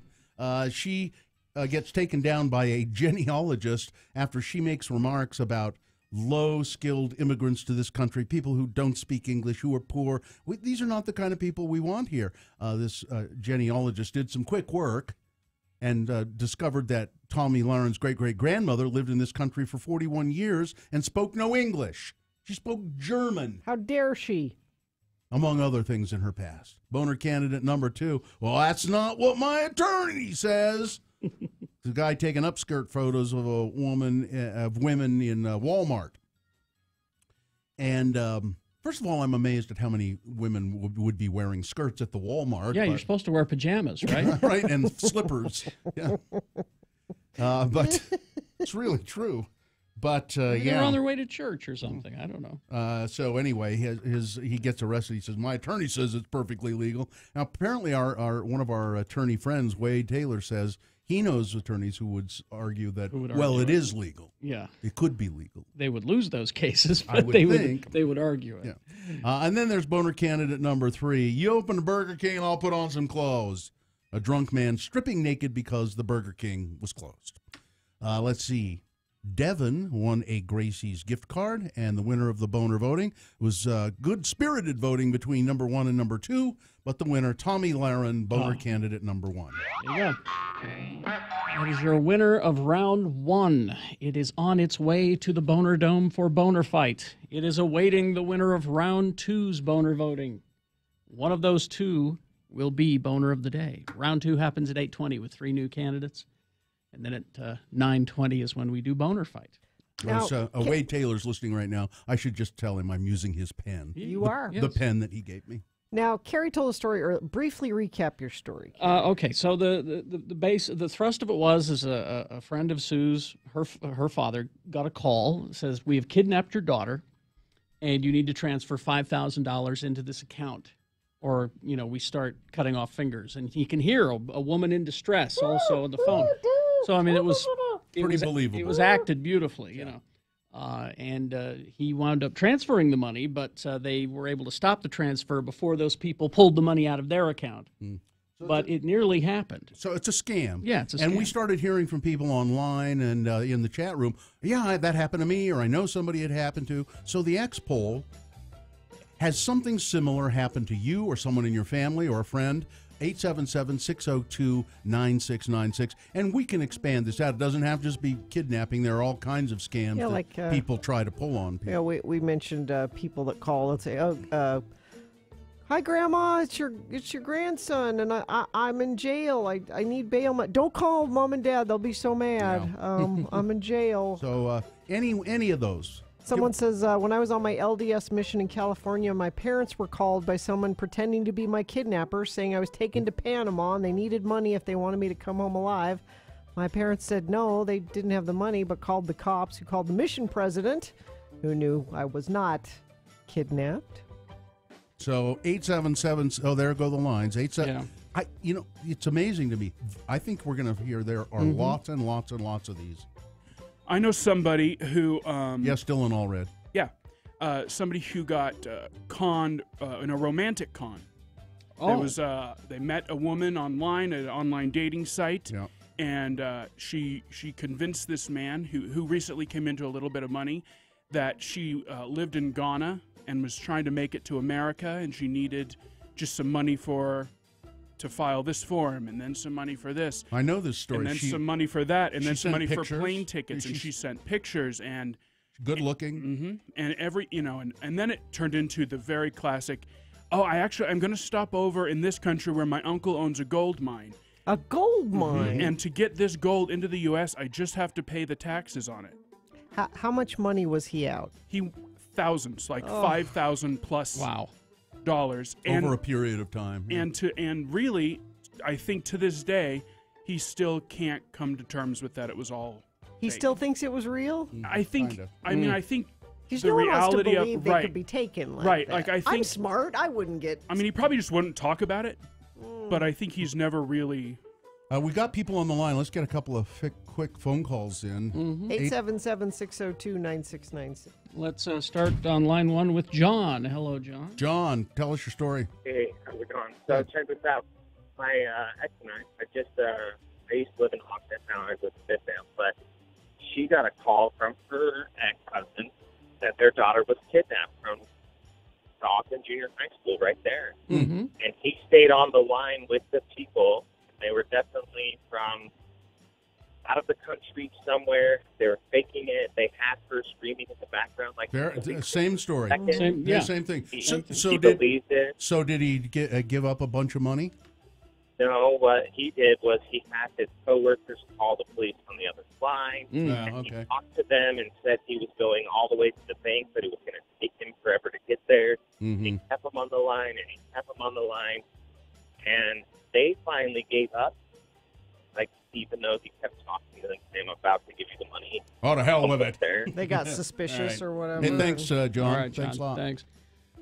Pedro is here. Hello, Pedro. Good morning. Hey, morning. What's your story? So my dad gets these pretty often, and after about the fourth time of getting calls saying that his aunt has been sequestered, he decided to just say, you know what? I'm a special agent from the FBI. I'm reporting this phone call right now, and they get very aggressive. And he would say that, and my dad would just keep it going, and finally they would just give up and say, you know what? We're done. We're gonna murder your aunt. And my dad's like, my aunt passed away 10 years ago, but sure, keep at it. Go ahead. Murder. All right. Thanks, Pedro. All right. Thanks, guys. Thank you. Let's go to Shelley. 877-602-9696, by the way, if you have one of these scam stories. Shelley, go ahead. Hey, guys. Thanks for letting me listen. Thank you. My husband's grandma got a call about 9 years ago, and it was a few weeks before my husband and I were going to get married. And they told his grandma, they proposed with him, said that he was in Canada, had been arrested for a DUI, and needed $5,000 to post bail. But the best part about it was that my husband and I had just gone through the LDS temple and received our recommend to get married, and so his grandma began to lecture these scammers about, you just went through the temple and you just got your recommend and now you have a DUI, and lectured them for a while. And anyway, we ended up figuring out that it was a scam as my husband got a phone call at work from his dad yelling at him, where the hell are you? Why are you in Canada? And we figured out it was a scam. But my favorite part was his grandma lecturing them about getting drunk when they just got a temple recommend. Thank you. Thank you. Thanks, guys. All right. Let's see. 877-602-9696 is the number to call if you have any of these stories. Call traced from Canada claimed to be me in jail for a marijuana charge and needing bail. Just like Gina said, they said, don't tell mom and dad, that whole thing. Apparently it sounded just like me and took $3,000 from my grandma. My dad called the number back and they laughed and mocked my dad, thanked him for all the money. They were eating steaks now because of him, and they hung up. Yeah. Wow. There's a lot of them. Gee, it's just...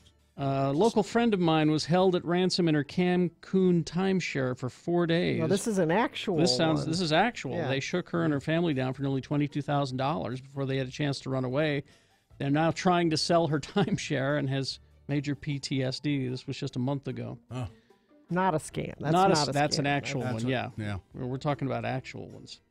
I received a message from an old friend on Facebook, started chatting, and pretty soon this woman started talking about a grant she received from the government with a small transfer fee. Oh, wow. I quickly realized this was a scam with a duplicate Facebook. I nearly blocked her, but I decided I wanted to talk with her for a while instead to see what this was all about. This went on for 2 weeks. I made a fake backstory for myself and got on every day to complain about my fake job and my fake husband. The scammer was an excellent listener, but the conversation always ended with directions to transfer money that night so I could leave my fake crappy husband. You know, I don't take phone calls if I don't recognize the number. No, I don't either. Exactly. And if they want to leave me a message, then that means they want to talk to me. But I just remembered, I've gotten a couple recently within the last few months where they do leave a message, and it says something like this: "We're calling you because your credit is in serious trouble. You need to call us immediately." Yep. And I know because my credit is not in serious trouble. You know. I know. But if you're not, but if you don't keep close tabs on it, and a lot of people don't, they might go, "Oh." You know, I never call them because I know they're going to try and either scam me or at the very least sell me something that I don't want. Well, we got a lot more of these coming in. The X poll is, if you ever been victim of a scam, kidnapping or otherwise. I know it's kind of embarrassing if you is. get taken for the money, but It is. So emergency traffic is still affecting people in Davis County. It's going to take you longer to get through. Now, they have been able to reopen some of those lanes, but there was so much residual backup from that earlier semi-accident. And apparently that started with a police pursuit, and it ended with this semi being turned over. So that's still causing issues in Davis County. Bumper to bumper, West Jordan with one crash, 78 South at 3200 West, and another at 90th South, 5200 West. In South Jordan, there's a crash eastbound 114 South, 3600 West. The left lane's closed there. So definitely having some issues this morning. Haster Games has the best selection of the latest board games, Magic the Gathering, Dungeons & Dragons, and more. It's a great place to stay and play. Remember, Haster has it, 6831 South State, and online at hastergames.com. All right, so we'll continue the X poll after these. I got to tell you about my sheets, though. There's nothing nicer than sliding into some clean, smooth I love it. sheets, and you just slide right It's one of my I'm favorites. getting kind of embarrassed, though. You're picturing Carrie sliding into your sheets. I'm going to try and not see that. I take off my pajama bottoms. Slide right in there. Well, that's with the Brooklyn sheets. They're that smooth and soft. They're terrific. Good sheets are the best. Yes, founded in 2014 by a husband and wife team, Vicky and Rich. They found out that most of your bedding is marked up as much as 300%. So they wanted to open up this business with no unnecessary markups and fees. And they are now the fastest growing bedding brand in the world. Over 20,000 five-star reviews, winner of the best online bedding category by Good Housekeeping. And my Brooklinen sheets are the best, most comfortable sheets I've slept on. This is an exclusive offer just for our listeners. Get $20 off and free shipping when you use the promo code Jackson, my last name, at brooklinen.com. They are so confident they offer a risk-free 60-night satisfaction guarantee and a lifetime warranty on all of their sheets and comforters. The only way to get $20 off and free shipping is to use promo code Jackson, Jackson, at brooklinen.com. That's BROOKLINEN.com, and the promo code Jackson. These are the best sheets ever. Broadway Media and Park City Live are proud to present Salt City Sounds 2018.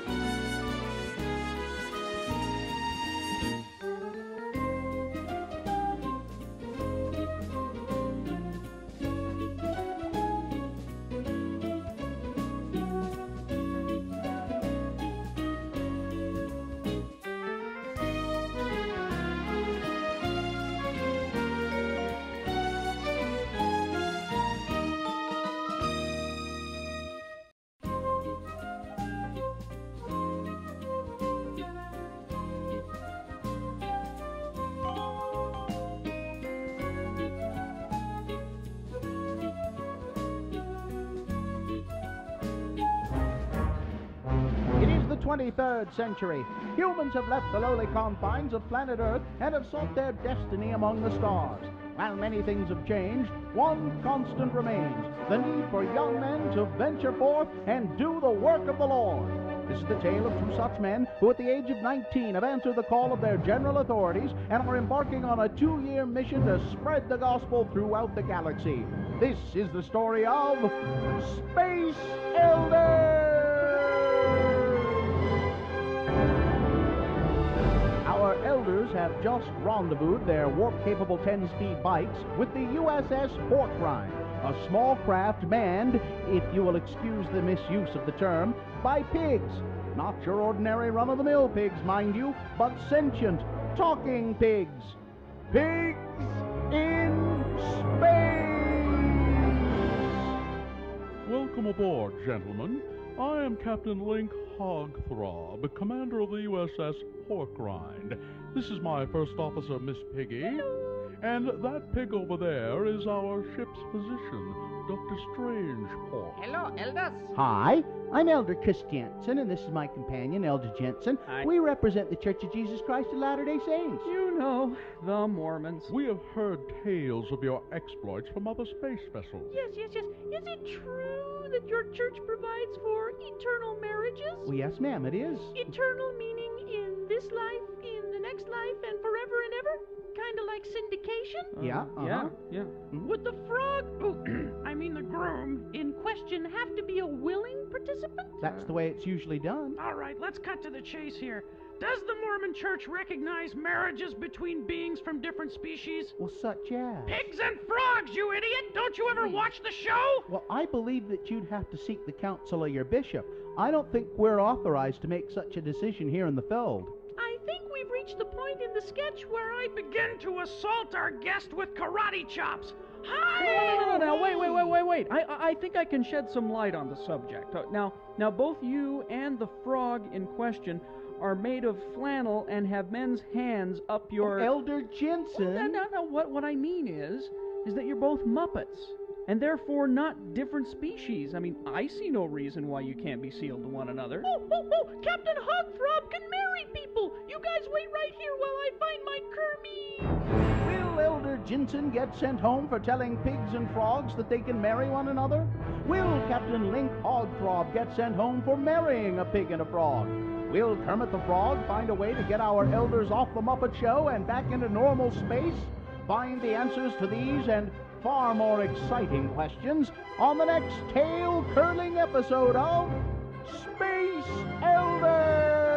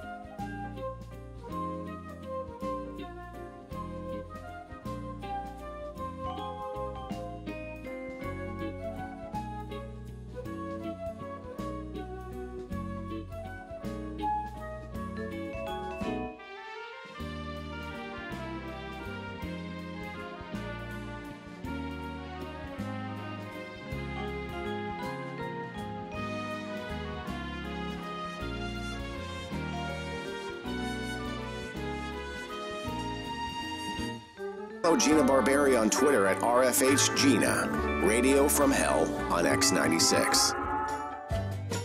You know, we're doing our X-Poll here, 877-602-9696, about scams, and our mystery consultant, the all-knowing Suit, has weighed in. Now, honestly, we do not know who this person is, and he operates almost completely on Twitter, and he says this: I know of a radio guy who started an anonymous Twitter account to weasel himself into the hearts and minds of a local morning radio show over several years in order to get in on that sweet morning radio money and fame. Hashtag X-Poll. Nicely done. Thank you, Sue. My bank called me one day out of the blue and said someone pretending to be me called them directly to try to transfer a large amount of money into their bank account. Let's take a couple of calls. 877-602-9696. Meg, the manager. Good morning. Here. Hi, morning. Meg. I'm glad you're all well. Thank you. Have you gotten scammed, or do you know somebody? No, I have not. But with the company that I work for in the retail setting that I work, it's not just people calling and saying you have to go to your bank. There are huge scammers out there for Western Union transfers as well as prepaid cards.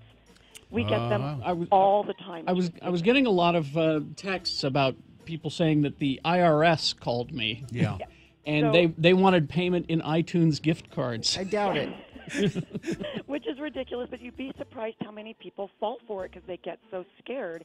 So in the kind of stores that we work at, we're trained really well to kind of ask a couple of prodding questions and see if we can get something out of people. The most sad one I've ever had happen was actually just a couple of weeks ago.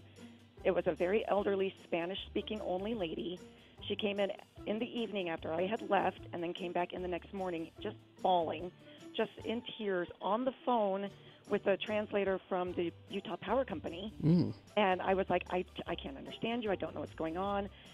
She put her phone on speaker, and I'm talking through the translator, and I'm like, what's going on? He said, she says you guys took her $1,000, and her power is still in danger of being shut off. Oh, Wow. jeez. And I was like, I'm sorry. I'm looking at her receipts, and through the translator, the story goes, she came in twice the evening before because she received a phone call supposedly from the power company. Yeah. And they even had the power company caller ID on her phone.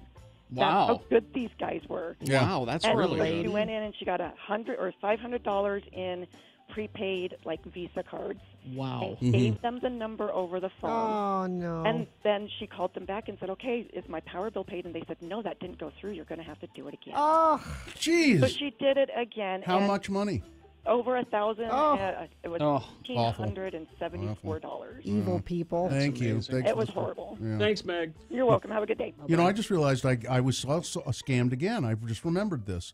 Now, I don't know how they did it, but I had to change my credit cards and my debit card it was about a year ago. And I just happened to be looking at my bank statement, which I don't do all the time. And I said, what?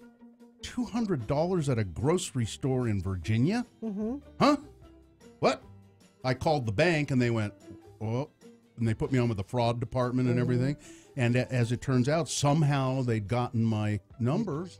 And they said they kept trying to use it at other places, but they had shut it off soon enough. And you know what? The bank gave me back my $200, which I think is interesting. Clint is on the phone. Hello, Clint. Hey, good morning, guys. Hey. Go ahead, Clint.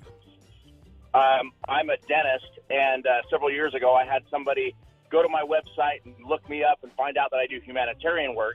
Then they spoofed my email, blocked it, and had all the emails sent out to everybody in my contact list, and told everybody we were on a humanitarian trip in the Philippines and got all of our money lost and everything. And we actually had a couple of my patients that paid them money to get us out because they had looked us up and it seemed legit.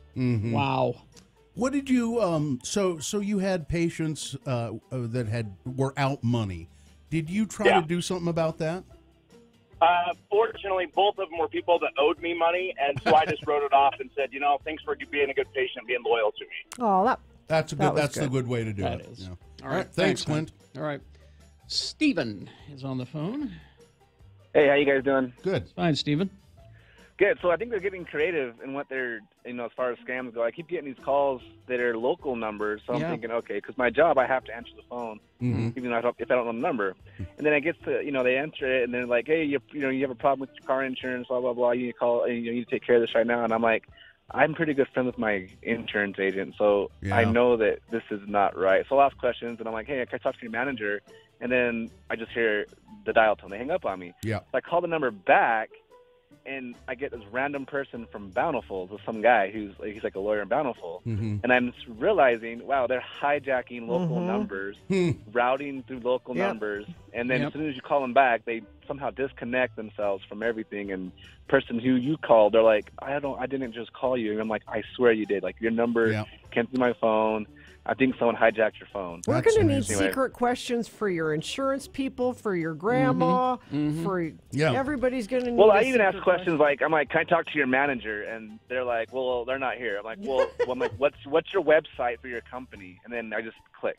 They just don't answer the questions. And I've also been told that these questions that we've got to move on from the what's your mother's maiden name. That's easy to find. Because that's easy to find. We have to move on from those kind of things and make them secret. Yep, I ask questions like, what's your website, what's your company name, like who, can you to your manager, what's the callback number, those kind of questions, and they just hang up. I'm gonna accept our attorney Ed Brass. Ed, from now on, my secret name is Gomez. Well, you can't, Bill, you can't give your secret name out on the air. And I liked Gomez. I'm gonna have to think of another one. Let's see. I'm refreshing to see if that situation up in Davis County has gotten any better at all. Let's see. Clearance time for that accident on Layton Parkway is estimated to be at 9 a.m. It looks like it's gotten a little bit better, but there were so many residual delays from that overturned semi, still causing people to have to take some extra time if you're trying to get down to Salt Lake. Crash eastbound 35th South 24th West in West Valley. Lane closure westbound I-80 at 5400 West in West Valley. Vehicle fire eastbound 3rd North at 1500 West. That's in West Point. And crash northbound I-15 650 North in Clearfield. That's traffic. Gina, before I tell you the boner candidates, the word jackanapes. Yes. I looked it up. Well, this was off the air, so people don't know what we're talking about. Yes. Oh, yes. I'm sorry. We'll talk about it later. I confuse these things sometimes. I'll save the coming up. We'll jackanapes. Yes. All right. On the way. Here are your boner candidates. Boner candidate number 1.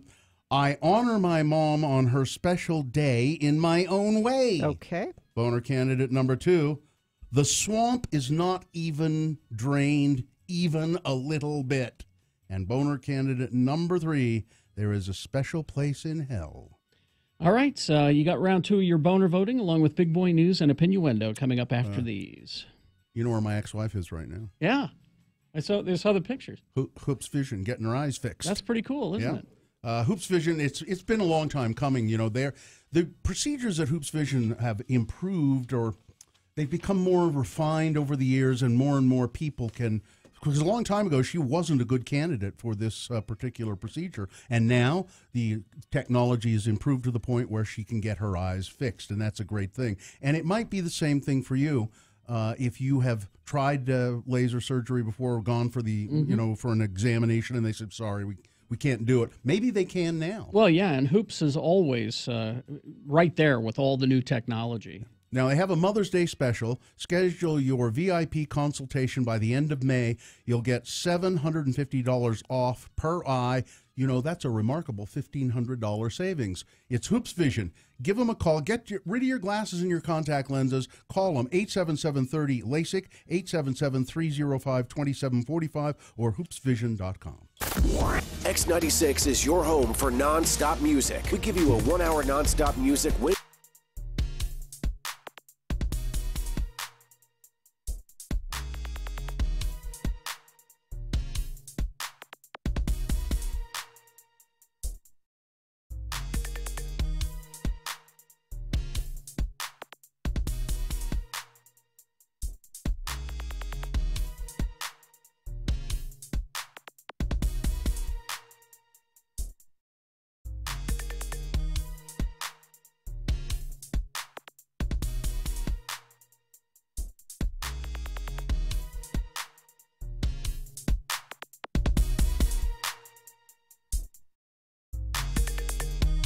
Sentence number 1 in Spanish, please. ¿Qué dijo el pavo de Acción de Gracias después de la cena? Estoy lleno. Wow. ¿Qué dijo el pavo de Acción de Gracias después de la cena? Estoy lleno. Yes, no.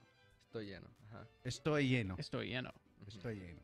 ¿Qué dijo el pavo de Acción de Gracias después? Después. Gracias después de la cena estoy lleno. Wow. Estoy lleno. Gracias después. Wow. All right. Okay, that's good, Gino. All right. And in English, Mario? You know, I was talking to someone, and then they said, how come Gina always said just the last word? She never said the whole sentence. Estoy lleno. How do you say because she's very lazy? Porque es muy floja. Muy floja. Muy floja. Go ahead in English, Mario. Okay. What did the Thanksgiving turkey say after dinner? I don't know what. I'm stuffed. Estoy lleno. Stop. Estoy lleno. All right, and sentence number 2 in Spanish, please. Algo de porra para Brigham Young. Otros para la Universidad de Utah. Yo le voy a las porristas. Algo de porra para Brigham Young. Otros para la Universidad de Utah. Utah. Yo le voy a las porristas. Sí. Algo de porra para Brigham Young, otros para la Universidad de Utah. Yo le voy a las porristas. ¡A las porristas! And that is in English, Mario? Some cheer for Brigham Young, others for the University of Utah. I cheer for the cheerleaders. Yay! The only way to go. But not when my wife is around. No. Yep. No. Mario, are you going to have a big traditional Thanksgiving dinner? Yes, sir. What will you have? We're going to have turkey. I'm sorry, pavo. Pavo. De Acción de Gracias. What else will you have? You know, usually we meet at El Farol. Oh, do you? We met at El Farol, so we all bring a dish. Yeah. So and have pavo is gonna be there for reals. So you'll have the turkey at the restaurant, and then some other dishes, salads, and. What will your wife bring, or do you cook? I don't cook. Yeah, your wife will cook. My wife will cook, and she will bring. Let me call her. No, it's all right. Thanks, Mario. I don't know what she'll bring. I'm sure she appreciates the fact that you know what she's bringing.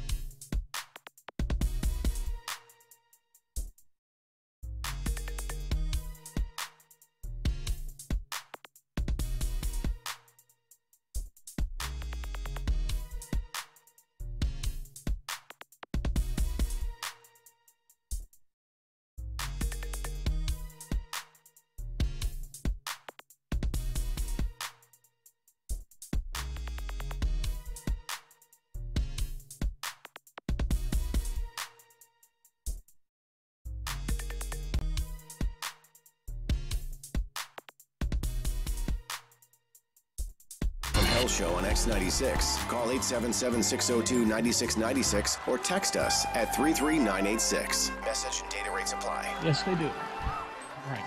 8:21 right now. Time for what's the matter? What? Got to do the dang contest. That's your. You have one major job to do. One stinking major job to do that, Richie, you've got to be better about would you? Yeah, it's his fault. He's not even in there. I'm not making. I know. There. No, he sent it to me. He did send it to you. At 8? Yeah. And you still didn't do it. Well, we were doing the X poll. Well, that's a bad time to do the contest. I wish they'd talk to us about when to do the contest. That's okay, Gina. I'm going to have him send it to me. No, you don't. X96 is proud to present the Never Ending Summer Unity Tour 2018 featuring The Offspring, 311, special guest Gym Class Heroes, Friday, July 27th at USANA Amphitheater. Tickets are on sale at all Smith Tix outlets and SmithTix.com. I'm going to give you a keyword. That keyword will get you qualified to win the Summer of 324 bands. Keyword, it's 2 words, self-esteem. SELFESTEEM. It's because of the Offspring. Yeah. But it's also perfect. 33986. All right, here we go. Okay, round 2 of your boner voting. You're in 3 news stories that are examples of bad, stupid, or funny human behavior, and you have to decide of these 3 which one is the worst, which one is the most qualified, which one is your contender to be boner of the day. If it wins here, it's not boner of the day. It has to defeat the winner of round 1. Which we did an hour ago. And we throw both winners into the Boner Dome at 9:20 for Boner Fight. That's when Boner of the Day is decided. So, 2 candidates now, a third after the news. Once you've heard all 3, you'll vote. One of you lucky random boner voters will receive. You can't buy it. Gotta win it. Radio from Hell boner t-shirt courtesy of Excel Automotive Repair, Radio from Hell's official auto mechanics. Don't buy a lemon. Try Excel Automotive's $50 bumper-to-bumper used car checkover before you buy. Limit 2 cars per $50. Owner candidate number 1. I honor my mom on her special day in my own way. My mother and son were both arrested on Mother's Day. There they are. X96.com/live. After an argument over booze turned violent. Well, in Lakeland, Florida. You let Mom win that fight on Mother's Day. Only I honor my mom on her special day in my own way. Boner candidate number 1. The deputy was called to the home. According to an arrest report, Seth Bryant and his father got into an argument when Seth demanded that he be allowed to have some more booze. The father told deputies that their argument turned physical when Seth put his fist against his face and pushed him with it. So he didn't slug him. He just went, "Ooh." The sheriff's office says Seth made several derogatory racial comments toward the responding deputy, who is black. While Seth was being arrested, deputies say Judy Bryant shoved her husband against the counter and said, "How's this for domestic violence?"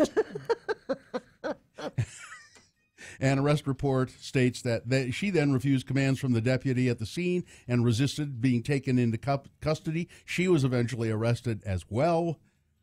The husband, not injured by either incident, and he's the only one of the 3 who didn't go to jail. Boner candidate number 1. Going to jail. I honor my mom on her special day in my own way. Boner candidate number 2. The swamp is not even drained, even a little bit. This actually I saw in the Huffington Post, and it says, not an onion story. Blake Farenthold gets a new job, lobbying Congress. A month after abruptly resigning from Congress in an apparent effort to avoid more fallout from sexual harassment allegations. That turd, okay. Former Representative Blake Farenthold already has a new job, lobbying his former colleagues on port issues. Farenthold announced Monday on a Corpus Christi radio show that he'd landed a new gig at the Calhoun Port Authority in Port Lavaca, Texas. As reported by Caller Times, he is now the port's full-time legislative liaison, and his job responsibilities include increasing the port's visibility with federal lawmakers and the Trump administration. I'm starting a new job today. Has an hour-and-a-half commute. You're going to have me listening and calling in on the whole show. He was calling into a talk show. And, so Blake Farenthold, he's the guy who used a lot of our taxpayer money to pay off sexual harassment stuff. And he and he quit because he knew there was more coming. Mm-hmm. But now he's got a $160,000 a year job back in Congress lobbying them. Number 2, the swamp is not even drained even a little bit. There's a picture. Ew, don't look at it. The famous picture of him in rubber ducky pajamas. It's so gross. He is disgusting. Right. Hey, look, there's a guest in the studio. Are we going to talk to Matt now? Yeah. Yeah. He's part of the We'll make it news. a part of the news. All right. So He's a news guy. Yeah, so boner candidate number 3 will come up after the news. Yeah, boner candidate number 3 is called There's a Special Place in Hell. And the news is brought to us by... News is brought to you by Bad Apple. They offer value pricing on approved aftermarket screens at a significant discount to competitors. They're the only place to offer low-priced premium phone screens and a lifetime warranty. 10 locations. Go to badapplerepair.com. Well, he just wandered into the studio. He's looking slim and trim. Matt Gephardt.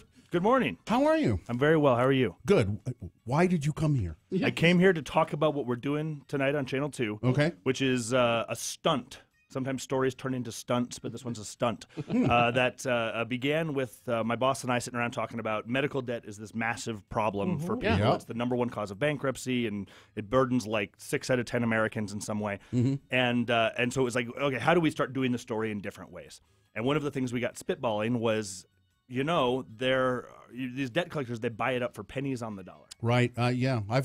There was a time in my life where I had a debt collector buy up an old debt of mine and start coming after me, and man, he was mean. And they can be, and the way that works is, if you owe the hospital $10,000 and they can't collect from you, they want some money, so they'll sell it to a debt collector. But they're not selling it for $10,000; they're selling it for, I'm making the numbers up now, $5,000, so that they can go make a profit by collecting on that 10. And then when that doesn't work, they sell it to another collector, and in just a couple of years, you get into a thing where maybe the debt collectors become a little more aggressive as you go along, and also they're buying the stuff up for pennies on the dollar. And I got my boss and I talking, well, if they can do it, can we do it? Can we go buy debt for pennies on the dollar? Interesting thought. And the answer is yes. Oh. And more to the point, we did. So tonight's story will show you how we did it, but it's basically we, for not a lot of money, are going to pay off $1.4 million in debt for people in Utah. Matt Gephardt, Channel 2, that is a genius idea. And it worked out really, really well, and it was significantly easier than I ever thought it could be. What time is the story on tonight? 10 p.m. tonight. Matt, thanks a lot. That's cool. a great, you know what great that is? idea. That's a feel-good story. It is a feel-good story. Every once in a while, the stories, the newsworthy stories, and the television ratings stunts collide in beautiful ways. So, yeah, this is one of those. I'm just very impressed. It's very clever, too. I'm just impressed with that. That was your idea, Matt? I didn't think you were that smart. I am not that smart. It was my boss's idea. So, the Google presented the way for us. It's excellent, though. It's great idea. So 10 o'clock tonight, Channel 2, Matt Gephardt. See how this all worked out, and I assume you'll be featuring some of the people that you helped and how they react to that. Here's the thing, because of HIPAA, I don't get to know who they are. Oh, so really? Tonight you'll see how to find out if you're one of them, and then you'll also see me begging you to please call me and let me know if you are one of them, so that I can feature you in the future. There you go. This really is a stunt. It is an absolute stunt. But it's a great one. Yes. Thank I you. like it. All right. Listen, since you're here, you do the scam stories. I and do. We just did an X poll about scams. My wife's friend, her father got a call from people who said, we've kidnapped your daughter, and we're going to start cutting her fingers off unless you transfer $5,000 into this account. And they right down to a woman in the background who sounded like her. Screaming, yeah. Knew her name and everything. Of course, they got it from social media. Yeah. But have you heard of these sort of things? I have. It's more common with what they call the granny scam. Yeah. Which is the same basic idea. It's it calls up and it's, hi grandma, and it's is this John? Yeah, that one happened to my son. Happened to Dylan in there. Yeah. And then that's the thing. And it's like, oh, I just went on spring break, and they know this because of social media or something. They know you're in Mexico or Canada or whatever, and they're calling and they're spoofing their phone number so it looks like it's coming from either the State Department of Canada or Mexico or So yes, it's very. It's incredibly common. In fact, last night at 10 o'clock we did a story about how just last year, $10 million from the state of Utah went away to scammers. Matt, people were duped into doing it, and 1.4 nationwide. Let me ask you this then, and this popped up into my mind while we were taking calls on this. Is Utah fertile ground for this kind of thing because Utahns in general are sort of more trusting and say gullible? Come on. well, nice way of saying gullible. They are nice people for the most Yeah. part. And do you know if Utah is more susceptible to this? In fact, the statistics show it has changed. It used to be Utah was more susceptible to what they called affinity scams. Mm-hmm. One of the phrases I learned when I first moved to Utah was the most dangerous phrase you'll hear in the state of Utah is "trust me, brother," because you go to people go to the ward house and Church stuff, because yeah. you're and then Yep. one person has a great investment and turns out those investments aren't working out. And we did plenty of stories on that during the crash of the economy where you just people's life savings bilked by fellow. There was that fellow guy church up in members. South Ogden who just really screwed Yeah. people over. Yeah. But what's really interesting is because of social media and because of Facebook and Twitter and what have you, it used to be the elderly were the vulnerable population because as a son of as a grandson of somebody who had Alzheimer's, you have all of your wits until one day you don't. You know, and you slowly start to age and those sorts of things. It used to be the elderly were the vulnerable population. And now because of social media and how easy it is to social engineer people, they actually say millennials are, for the first time and as long as I've been doing this, last year, millennials took it on the chin more so than the elderly. So I'm surprised because I didn't know they had any money. Yeah, hey, they're losing what little they have. Yeah. So, All but right. I don't know if Utahns are in particular more susceptible or Okay. not. I think that it is incredibly pervasive all across the country. 1.4 billion all across the country just last year, and that's just what was reported to the FBI. Matt, thanks a lot. Thanks as always, guys. Appreciate the time. 10 o'clock tonight, Channel 2. All right. See ya. Thanks. I got Couple another stories? story or Let's two see. left. Let's see. We've got. This is kind of not a scam, but Survivor contestants can apparently get through weeks and weeks of competition and mind games, but not a basic non-disclosure agreement. Sources connected to the show tell of a pair of contestants who were told. This is written by TMZ, so who we are told. Are starring in an upcoming season, but they flagrantly broke their confidentiality agreements this week by posting a photo together when they were specifically asked not to. Filming for season 37 wrapped last Wednesday, and upon arriving back home, sources say contestants were emailed a reminder, don't spoil anything with social media activity, like following each other, and obviously don't pose together. Right, Turns out a guy named Alex Merlino and a girl named Kara Kay did just that, captioning their picture with a not-so-subtle F it, which fueled rumors that they're on the show.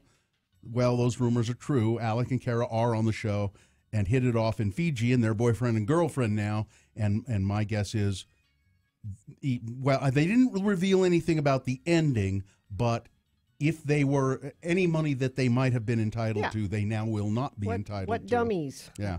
They're very angry. The producers are very angry at them. And let's see, we out of time. We got one more. One more quickie. Let's do this. A mere 72 hours after the Chinese government agreed to pay $500 million or put $500 million into an Indonesian project that will personally enrich Donald Trump, the president ordered a bailout for a Chinese government-owned cell phone maker. President Xi of China and I are working together to give massive Chinese phone company ZTE a way to get back into business fast, Trump announced on Twitter. Too many jobs in China lost. Commerce Department has been instructed to get it done. Trump did not mention in that tweet or its follow-ups that on Thursday, the developer of a theme park resort outside of Jakarta, Indonesia, had signed a deal to receive as much as $500 million in Chinese government loans and another $500 million from Chinese banks. Trump's family business, the Trump Organization, has a deal to license the Trump name to that resort. Why does this not outrage people? Which includes a golf course and hotel. Outraged? This is just smart business. Why? Gina. Because the Republicans control both sides of the aisle. Until one Republican who's in the Senate steps, it'd have to be the Senate probably. Yeah. Mike steps Lee up and said, and Orrin Hatch and he's Chris a good Stewart. man. No, Gina. it's because How do you it's keep- because he keeps giving them what they want. Would you stop that? You're just becoming one of those ass people. Yes. Tell me again how he's a good person. He's not. Tell me. No, he's not. Don't be an ass person. See, this has put it perfectly. It outrages people, Gina. Politicians are not people. Yeah. Don't understand. So that's why we have to vote the sons of bitches out. Sports weather traffic. Yes. What? Yeah, whatever. So we could have a thunderstorm again today. Slighter chance. It was than we had really yesterday. cool yesterday. Yeah, it was a really interesting weather pattern. Less of a chance today, but it might still happen this afternoon into the evening. 73 for a high. We do have a high pollen count, though. I don't have to tell you that. You know it. Thank you. That's gross. All right. Traffic. Yes. Emergency traffic continues in Davis County due to an earlier semi-rollover. Drivers can expect at least an hour delay on I-15 and Highway 89. There's just no way around it. If you can delay starting your travel into Salt Lake, I would suggest it because there's just not a good alternate route right now. Things are still backed up quite a bit. That's traffic. All right. Here's boner candidate number 3. There is a special place in hell. All right. A heartless goon, it is written here by the New York Post in that inimitable style that is the Post and the Post alone. All the best goons are heartless, Yes. in fact. A heartless goon, not a jackanape, but a goon, yes, pretended to be a helpful cop and then pickpocketed a blind man outside of a Manhattan subway station. Whoa. The 64-year-old legally blind rider was about to enter the 34th Street station to ride the E train at 8th Avenue about 4:30 in the afternoon when this callous crook approached him. The suspect identified himself to the blind man as a police officer. Sir, I can see that you are not sighted. You're having trouble. I can help you through the turnstile. And then I'm a police officer, and let me help you. And he did. And also, while lifting the man's wallet, the robber took off on foot, and police have recovered some surveillance video of the incident and may be able to locate him. Boner candidate number 3, there is a special place in hell. Let's review the first two and vote. Boner candidate number 1, look, I honor my mom on her special day in my own way. Mother and son arrested on Mother's Day. Booze argument. Boner candidate number 2, the swamp is not even drained even a little bit. Former Congressman Blake Farenthold, involved in sexual scandals in Congress, using taxpayer money to pay off women who were going to come forward and say things about him. He quit Congress, and now he has a new job, lobbying the very Congress that he has just left. And boner candidate number 3, there is a special place in hell. All right, let's go. This is round 2 of your boner voting. You've got to decide of these 3 candidates which one is the worst. Which one should be given the chance to go forward to boner fight to get that 50-50 chance of becoming boner of the day. So pick your contender, 1, 2, or 3. Remember the candidate number that you think should win. Put that number in the message of a text. Then text that to 33986. Easy. You can call. Fest is taking votes in the producer's booth. 877-602-9696. Or go to x96.com and look for the box that says Boner Voting May 15. And vote there. You've only got, you got less than 300 seconds, actually. So let's get to it. Round 2. The music starts at 10 with a 1-hour nonstop music wingding on X96.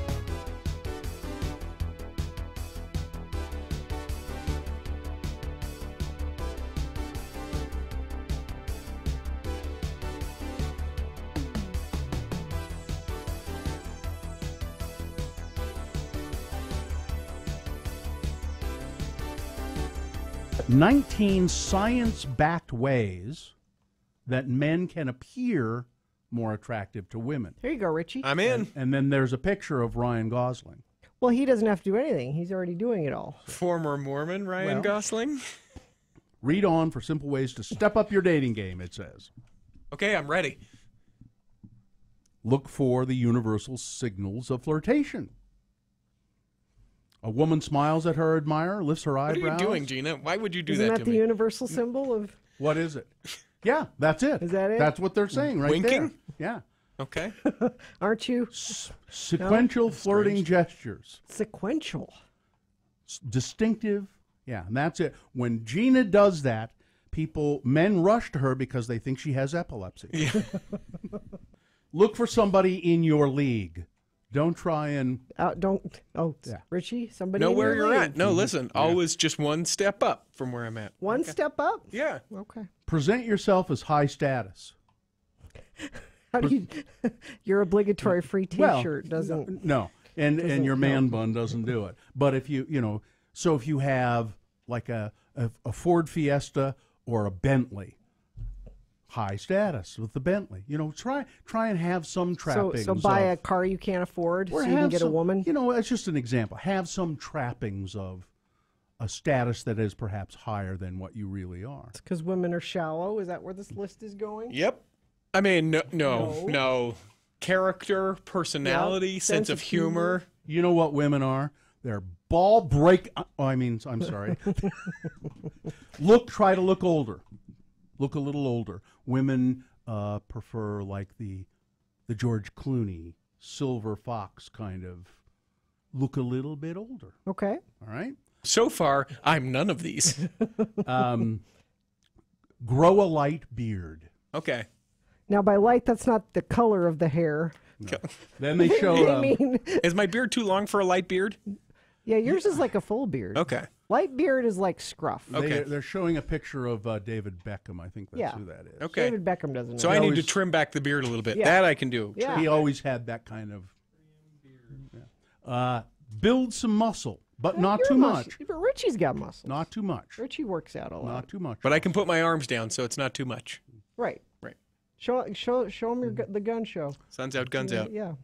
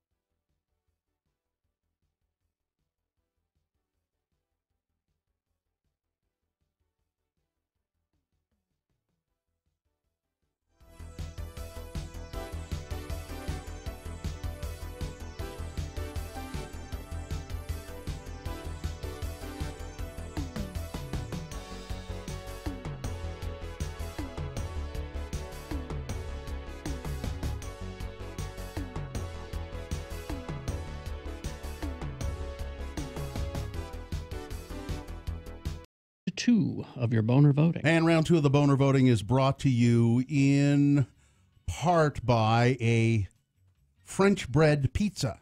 Ooh.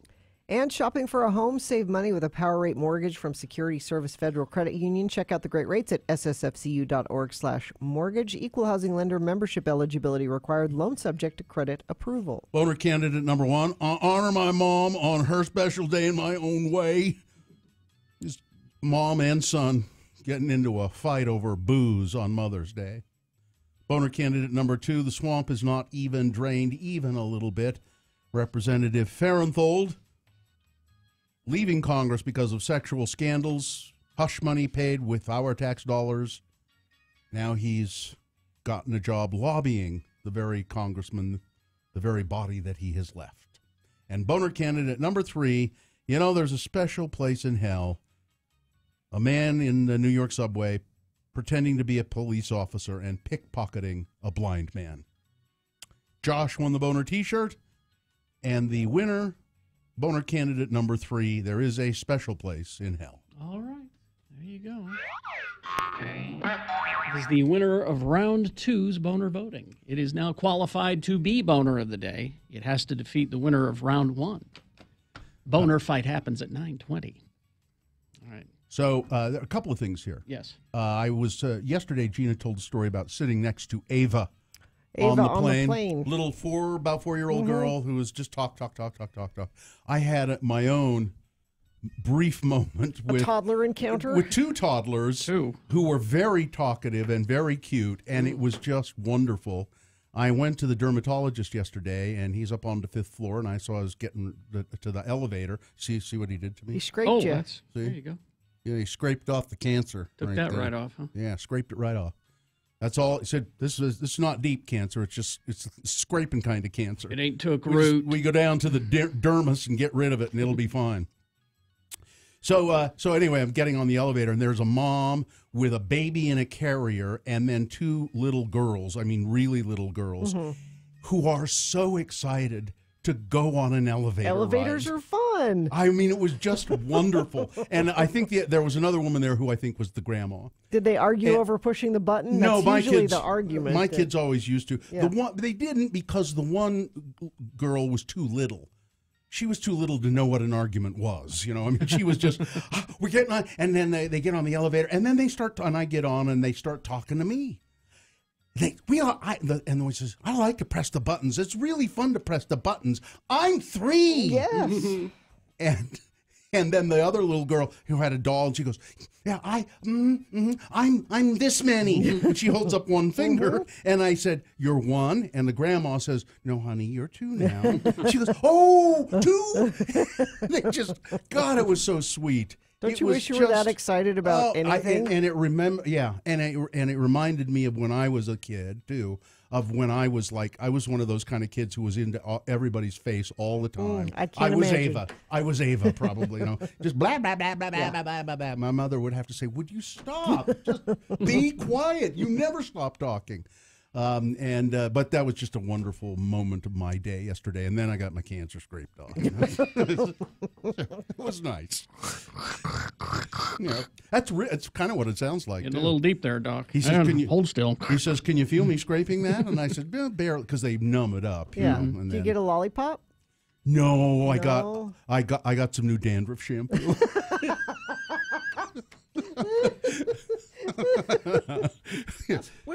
Which at this stage of life, that's better than a lollipop. I suppose. Dr. Eliason said, go get him a sample of that dandruff shampoo, will you? He was such a good boy in the chair. Well, Pete was very concerned about you. Pete was? Yes, because he stopped by my desk. Where's William? I don't see William anywhere. Where's William? So he went to the doctor. Oh, my. Yeah. I hope he's okay. I hope it's nothing serious. So now he's just getting scraped. Yeah. Don't worry about it. Yeah. So I came in this morning, and I got a couple of things here. First of all, this package, which was really oddly taped together, and it was addressed to me, and it's from Iowa. Now, the return address... It has the address and the city in Iowa and everything, but the name was scribbled out. Uh-oh, that's suspicious. So I went, And you know what I would suspect there would be in there if it's from Iowa? Corn. And so Bill gives me his pocket knife, my multi-tool, and we pry it open, and inside is a letter. And here's the letter. Carrie, Bill, and Gina. Mm-hmm. About a year ago, Kerry mentioned he would like to see personalized pens with the phrase "Listen to the Jackanapes" on them. Now, before I go further, let me just say, I don't recall ever saying that. Well, this was at least a year ago, or more. More. I can't imagine. I can't ever think of. I can't. Have you ever? I've not used. Do you know the what a word? jackanapes is? I know it's not good. Yeah, but you've heard the word. I've heard before, the word, yes. But you don't. I can't remember you ever using. You want to know what it is? What is it? I looked it up. and I'd heard it before, and I thought it was a thief, but I was wrong. I'm not. It's a jackanape in archaic use, a tame monkey. That was the first use of it. Okay. But then it became an insult when you would say it to people, and you would say it's someone who's impertinent. I don't remember saying. No. I mean, like that describes us. Listen to the jackanapes. We're pretty impertinent. Yeah, we're jackanapes. Well, I'm a tame monkey. Anyway, the letter goes on. I was ordering some work-related promotional items at the time and added the pens to the order. I had intended on sending them last year. However, my divorce from the she-devil that shall not be named interrupted the shipping process. It does that. As I was organizing my garage this weekend, I found them. Sorry for the delay. It's okay. Your loyal podcast listener, I know it does not count, the Des Moines Ghost. That's why he crossed out his name. Because he's a ghost. That's his. Oh, because I follow him on Twitter. Oh. And, yeah. Okay. Is he funny on Twitter? He is, yeah. Oh, I'll follow him. So we got, how many pens we got there? It looks to be about maybe at least 50. Really? They're pretty nice pens, 50 too. or so of them, and they're very nice pens. They're clickable. They're black. They're very Here, nice. let me try one. Let me see if they got good ink. And it says Well, on... they've been in his garage for a year. That may be. It says on them, Carrie, Bill, Gina, Radio from Hell, RFH, X96, listen to the Jackanapes. I like it. So, there you go. Richie will post a picture of one of the pens on social media. See, I would say Jackanapes. Jackanapes. Jackanapes. But, Ghost, I appreciate this. Thank you. And we're actually going to give these away in the future. Yeah. Thank you, because we can't get any promotional stuff done at the station. No. Friends of the program have to provide it. And then the next thing I got was this.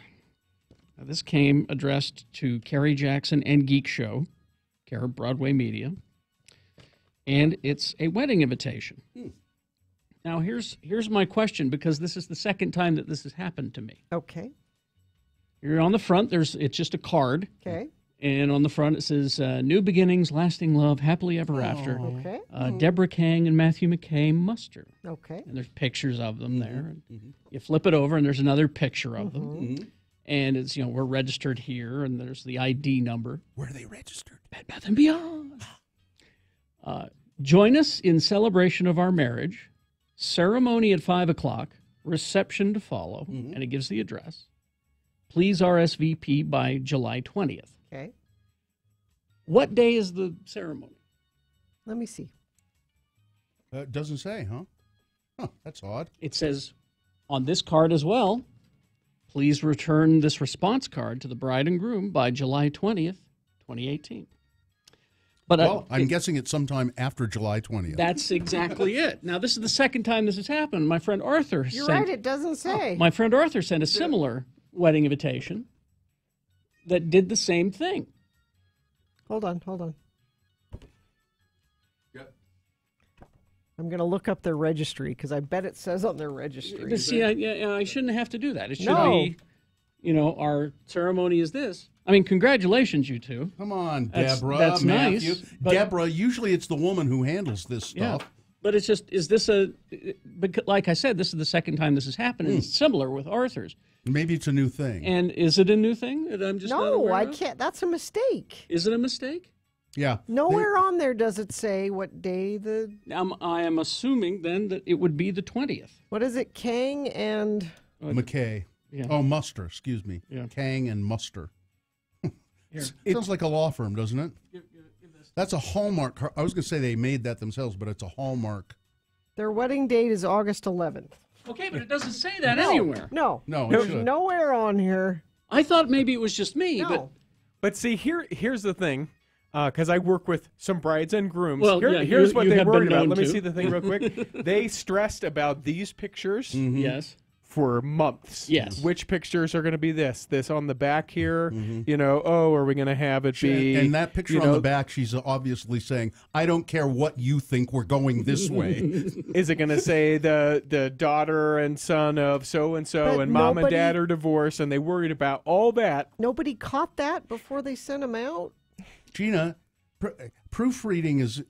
They don't do it at newspapers anymore, Ooh, they registered for a snowy soft throw in chocolate. Oh, good for them. Hey, do they have one of those Twinkie kits? Do they register for one of them? That's what they're getting. I'm going to let's get them one of them Twinkie kits. But yeah, like I said, because I couldn't remember when Arthur's wedding is, and I'm going to go to his wedding, and I looked at the invite, and it just said respond by, and I'm like, that's not the date. Who's Arthur? Okay, friend of mine. Did you call him out on it? Well, I need to. I haven't gotten around to it yet. They've registered for 3 different vacuums. 3? Well, you know. That's a mistake, right? Why? No. Why would you register for 3 vacuums? Maybe they have 3 floors in their house that they're moving to. Now, someone in the chat room is speculating they don't actually want you to come. They just want you to buy stuff. That's a little cynical, but probably true. Oh, my gosh. That was my fear when I sent mine out, that I would forget something. Ha ha, whoops. Well, congratulations, you two. They've registered for 3 plunger containers. There's further evidence that it is a 3-floor house with a bathroom on every floor. You don't have 3 vacuum cleaners. Why? You know how you can't vacuum them all simultaneously. You know what a pain in the butt it is to lug a vacuum cleaner up and down. You're going to have a $200 vacuum cleaner on each floor. I should. I should have the very good one down on the first floor, then a little less pricey one on the second floor, and a smaller one up on the third floor. You're 1%er in your 3 vacuums. I don't have that, and then I lug. I just don't vacuum. That's your answer. That's the matter. Don't vacuum. I have a Roomba on the first floor, which actually, as the more I've had that thing, at first I thought, oh, this is kind of silly. It really works pretty well. It? Yeah. Well, bring it in here. I could. Maybe I'll bring it. This place needs it. Maybe I'll bring it tomorrow where we can run it during the show. It doesn't it makes a little noise. It might be kind of interesting. Fine. All right. Anyway, well, congratulations, you two, Deborah, Matthew. If you're planning on going to Deborah and Matthew's wedding, it's on August 11th. Okay. Because your invitation doesn't say that. It doesn't say. Okay. You want traffic is what you want. Heads up, Taylorsville. A crash northbound 2200 west, 5400 south. The northbound lanes are closed. Westbound right lane also closed. Delays southbound I-15 leaving the south interchange of Midvale. Looks pretty bad through there. Lehigh, you're having issues. Plan an extra 5 minutes as you approach SR 92. And the emergency traffic continues due to an earlier crash in Davis County. The accident's been moved to the side, but it caused so much residual slowing this morning on both I-15 and Highway 89. Still experiencing slowage through those areas. That's traffic. All right. Thank you very much. Tuesday Tunes with Todd coming up after these. KXRK Provo. Black Velvet Boutique, Gina? Oh. Up there in Clearfield? Yes. Don and Leah? You bet. Sure enough. Sorry, I was stuck on. See if you can get a sample of dandruff shampoo. It's just speaking of weddings, bachelorette party gift, maybe. Black Velvet Boutique. Register there. Yeah, I bet you can. 293 South State Street in Clearfield. You can go to blackvelvetboutique.com. They're a sexual wellness resource, locally owned and operated. When it comes to your sexual partner, like with any healthy relationship, communication is key. Listen to them, encourage them to share their sexual needs, but don't forget your own. Enjoy the best parts of being an adult with intimate bedroom toys and lingerie. And it's inventory reduction time. If you mention Radio from Hell at Black Velvet Boutique, you'll get 30% off lingerie, 30% off all lingerie. They're open 7 days a week, 293 South State Street in Clearfield, Black Velvet Boutique. Did you know that tonight Peter Hook and the Light are performing at Metro Music Hall? 19 science-backed ways that men can appear more attractive to women. Here you go, Richie. I'm in. And then there's a picture of Ryan Gosling. Well, he doesn't have to do anything. He's already doing it all. Former Mormon Ryan Gosling. Read on for simple ways to step up your dating game, it says. Okay, I'm ready. Look for the universal signals of flirtation. A woman smiles at her admirer, lifts her eyebrows. What are you doing, Gina? Why would you do Isn't that that to the me? universal symbol of... What is it? Yeah, that's it. Is that it? That's what they're saying right Winking? there. Yeah. Okay. Aren't you? Sequential flirting gestures. Sequential. Distinctive. Yeah, and that's it. When Gina does that, Men rush to her because they think she has epilepsy. Yeah. Look for somebody in your league.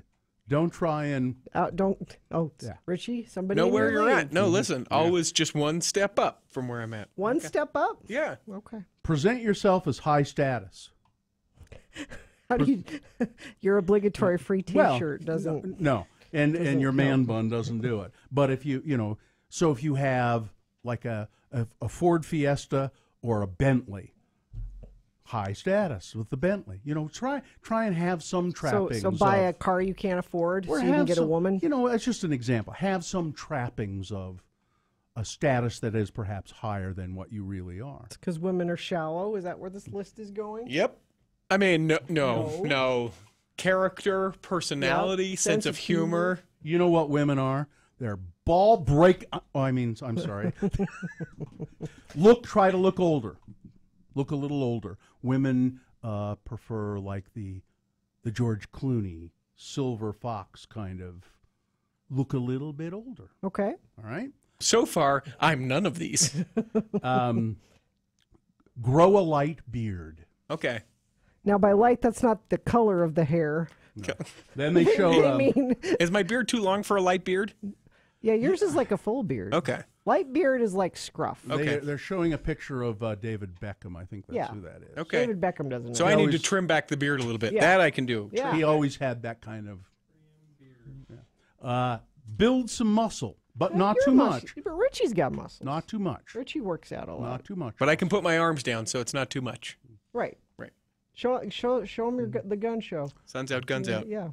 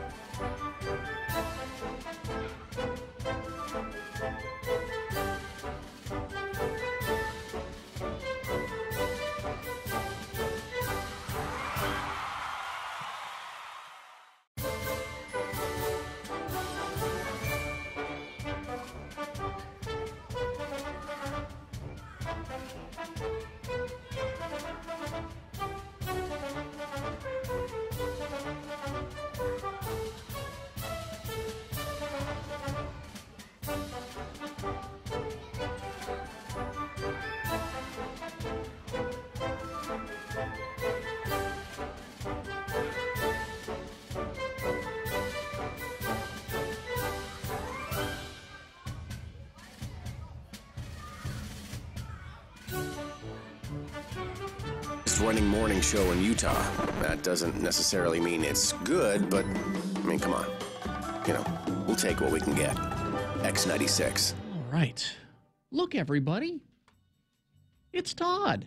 I don't have your jingle ready, no. Todd. Stay tuned with Todd. Oh, that's good enough. That's good enough. Todd Newcomb. I'll sing my own jingles from here on out. Todd Newcomb, the program director for X96, the afternoon DJ on the station, playing spinning the hits, stacks of wax. I bring, I'm going to start just playing things on vinyl. I'm going to install a couple of turntables in here and just go back to the old school. Wouldn't that be fun? Dare you. That would suck. It was a lot of work. Remember that? Oh, you used to have to pay attention. And you had to queue up the record, and then it would get all... Now, fortunately, this was back before the internet came along and you had nothing else to do in the studio except run your show. Now, you're distracted with a million things. Yeah. It's all... What? Sorry, I was on digital. Twitter. Sorry. So Todd brings us a song every Tuesday, or most Tuesdays, that he would like for us to hear. And by way of us, you also, all 24 of you listening to our show right now, he wants you to hear it too. Yes, and we got this a couple days ago. It's the new Bastille song. Oh. They've got an album on the way. They haven't really said much about that, but there's an album coming, and they threw this new song out, and it's pretty good. Okay, what's it called? It's called Quarter Past Midnight. All right. So here it is on Tuesday Tunes with Todd.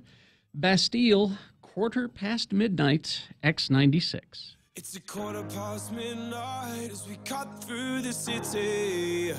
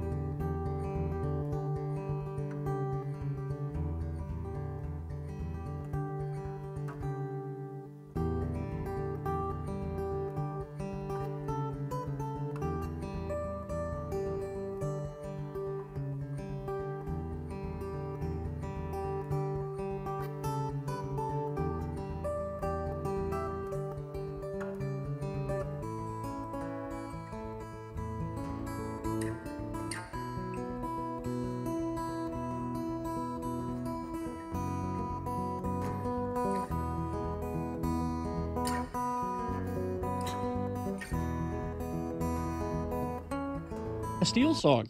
That's pretty good, actually. Yes, indeed. Quarter Past Midnight is the name of it. I like it. I like it. Those guys. I'm glad, when they did the second album, it felt like they were kind of not sure if they should sound exactly like the first album again, and it just felt constipated, sort of. So this one, they just kind of like let it all go. They embraced. Let's just make a Are song. you trying to weasel in a poop chat here? That sounds well. They were constipated, and then they let it all go. Maybe, yes. They released the pressure and feel so much better. It's a regularly occurring. So they pushed out this third album? They sure did. Oh. It's Poop Chat on X96 Radio from Hell. But it's good. That is good, though. It's very good. So there you go. Satisfying. Yes. Next week, it'll be Tuesday Tunes with, I don't know, somebody else. I'll be on vacation. Tuesday Tunes with somebody else. Maybe John, maybe Richie. Or somebody. Okay. And whatever. Tuesday Tunes with Todd on X96 Radio from Hell. Have a nice vacation, Todd. It'll be wonderful. You deserve it. See you guys. Thank you. All right, we'll take a quick break here, and then we'll be back with Boner Fight. And before that, a reasonable amount of news. Stand by for that. You know what? Mm-hmm. Downtown Farmers Market kickoff party. Is it time? It is indeed. Over to the Squatters, 147 West Broadway here in downtown Salt Lake City. Yes. SLCfarmersmarket.org. Now, this is an evening with a lot of things that make the market great. Local food, live music, art and craft libations. I think that should be art, comma, and craft libations. There you go. Yes. The way it's written here, it says art and craft libations. I don't think that's right. Join the Downtown Farmers Market for a gathering of local growers, food purveyors, and market supporters. They preview the upcoming season, and this is a way to support the farmers market. They raise funds to support all of the operation of the Downtown Farmers Market and the art and craft market. Cheers and beers, the market is here. This event always sells out, so get your tickets. Let's see, it's on May 31st, which is a Thursday. Get your tickets in advance by going to slcfarmersmarket.org. Listen to X96 at 8 a.m., 2 p.m., and 5 p.m. to win tickets to 311 and the Offspring.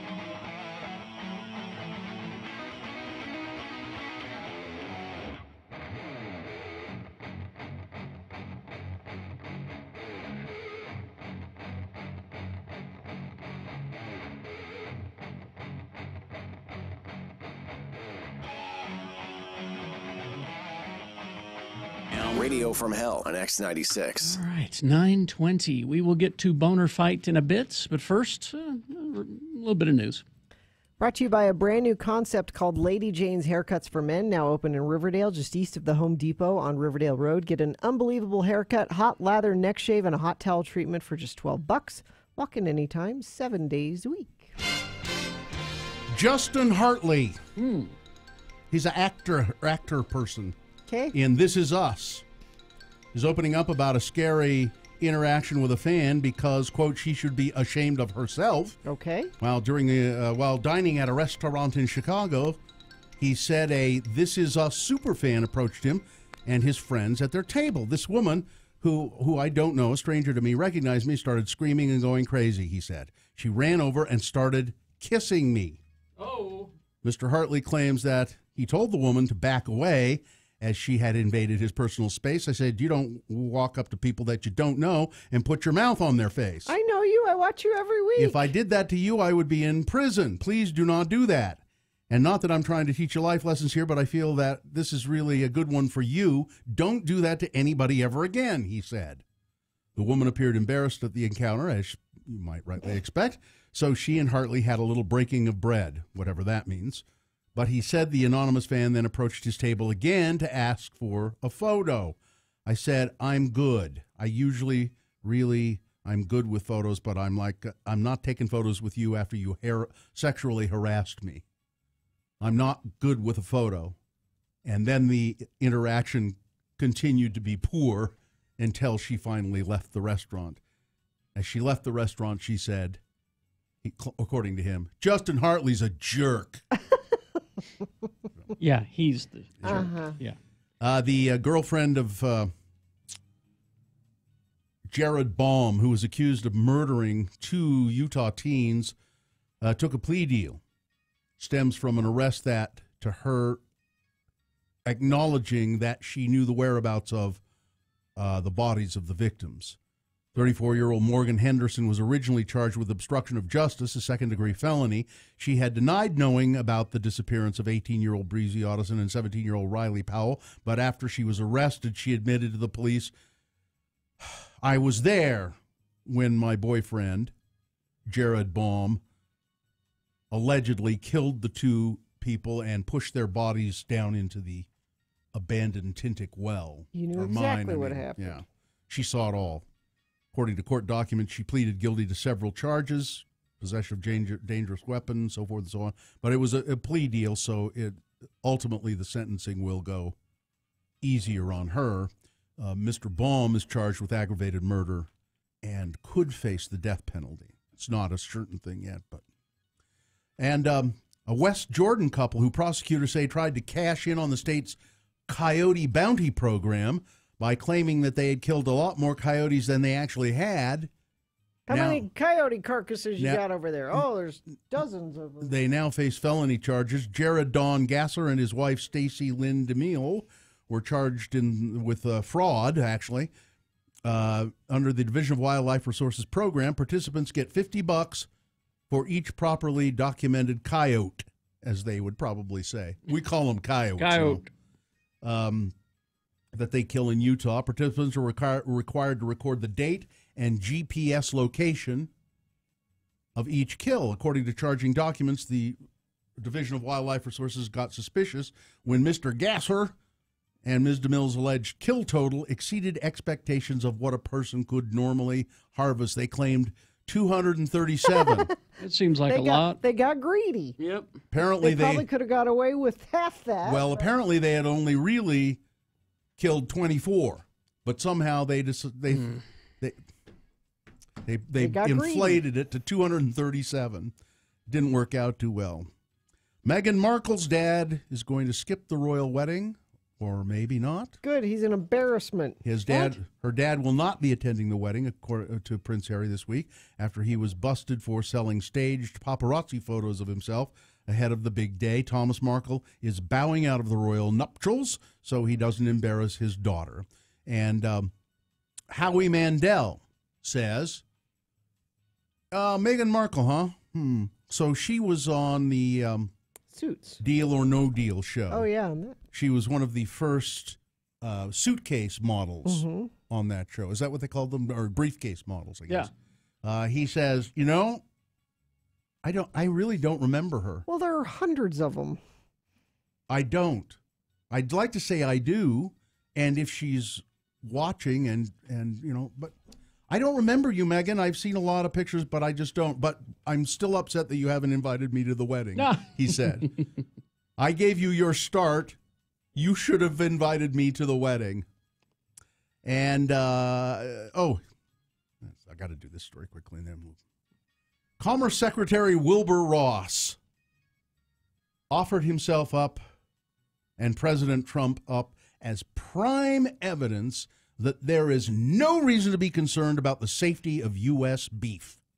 Uh-oh. Ross shot down concerns raised by the Chinese in recent trade talks that American beef is somehow tainted with mad cow disease and hailed Trump's mental health as proof of the meat is safe. I point out to them that both the president and myself eat quite a lot of American beef. This is not a real story, is it? Yes. Really? Ross said at the National Press Club on Monday.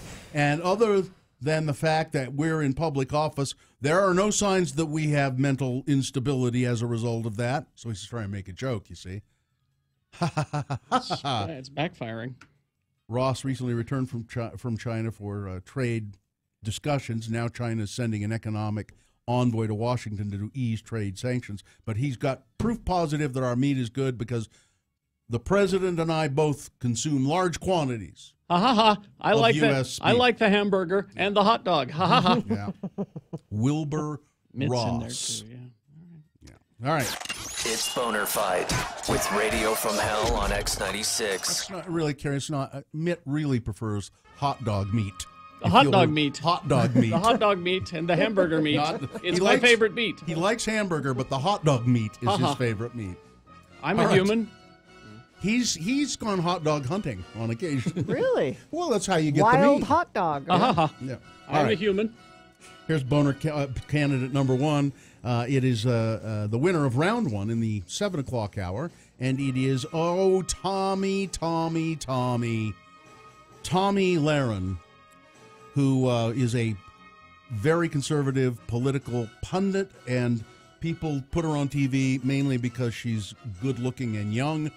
And she says that we don't not want these immigrants in our country that are low-skilled, that don't speak English, and that are poor. That's not what America's about.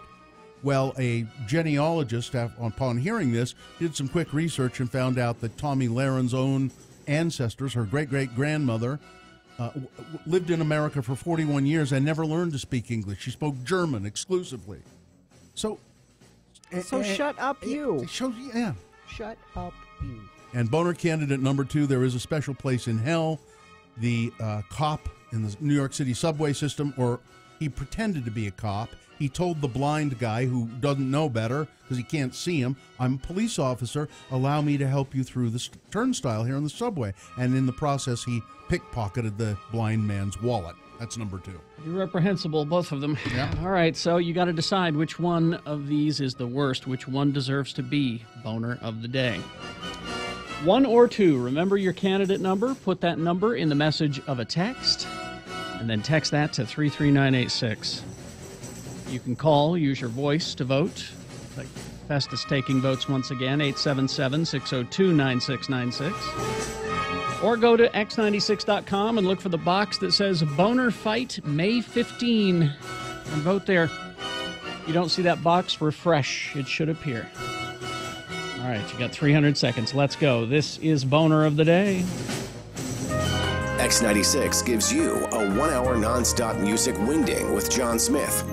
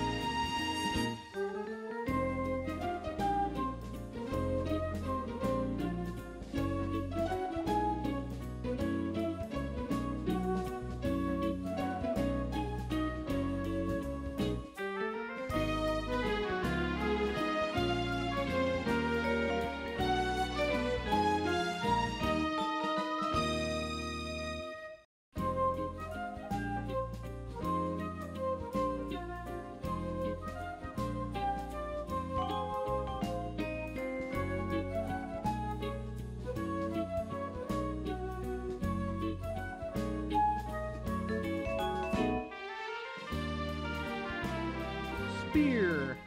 Spear. Spell it with me now. S-P-E-A-R. And now we'll use it in some dialogue. Today, our Utah friends, LeVar and LeGrand, have decided to get out of the heat by taking in a movie in the cool, air-conditioned comfort of a local movie theater. Again, the word is spear. We got a few minutes before the movie starts, LeVar. I think I'm going to get me some snacks at the snack bar. What the heck movie have you drugged me to anyhow, LeGrand? There's a bunch of kids here in this theater. Yo, it's the Lion King. The Lion King? Well, who plays the king and what the hell's he got to lie about? All these kids should not be seeing a movie about liars. Oh, no, the Lion King. Like the animal. Huh? You know, L-I-E-O-N, lion. Big cats, lion. Oh. It's a cartoon that Walt Disney drew. You drugged me to a flippin' cartoon movie? I knew there's too many kiddies in here. Got down, sat on a bench, LeGrand. I may be having to vomit partway through. The Lion King is supposed to be real good, even for the grown-ups, LeVar. And they say the music is real fine. It was wrote by that Elton John. Who? Well, who the hell is the Elton John? Well, he's a singer and a writer who's got lots of hit music. He's one of them men what likes other men, but he's still a very good musician. Cheese and rice, LeGrand. You mean there's men that's attracted to other men? Yeah. That's square. Well, I didn't know about it myself until I read it in the newspaper and in Newsweek. Oh. Anyhow, I'm going to the snack bar. I can't get through a movie without some popcorn and a drink and some nachos and some Junior Mints and a box of Goobers and some malted milk balls and a pack of red vines. You want anything? Nope. I got my refreshment right here, LeGrand. I sneaked in this can of Vienna sausages and one of them Army surplus MREs and this. What's that, canteen of water? Nope. Ain't water. Nope. Spear. Spear? Yep, spear. Spear? God almighty, LeVar! You better hope the usher don't catch you. Oh, yeah, like Mr. 16-year-old pimple monster's gonna be a real threat. And I'm telling you, LeGrand, if I don't catch me a beer buzz, I'll never make it through this cartoon. Hey, is Mickey Mouse in this?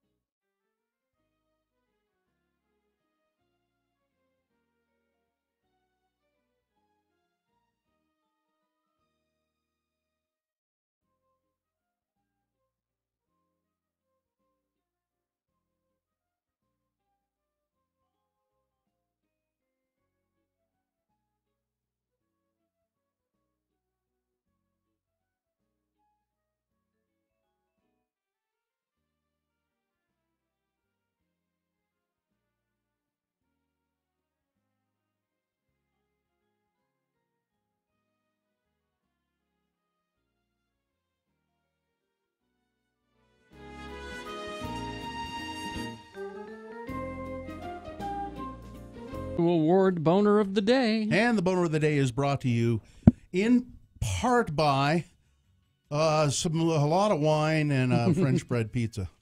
A loaf of bread, a jug of wine, and thou? Yeah, but no thou. Oh. Thou had to leave.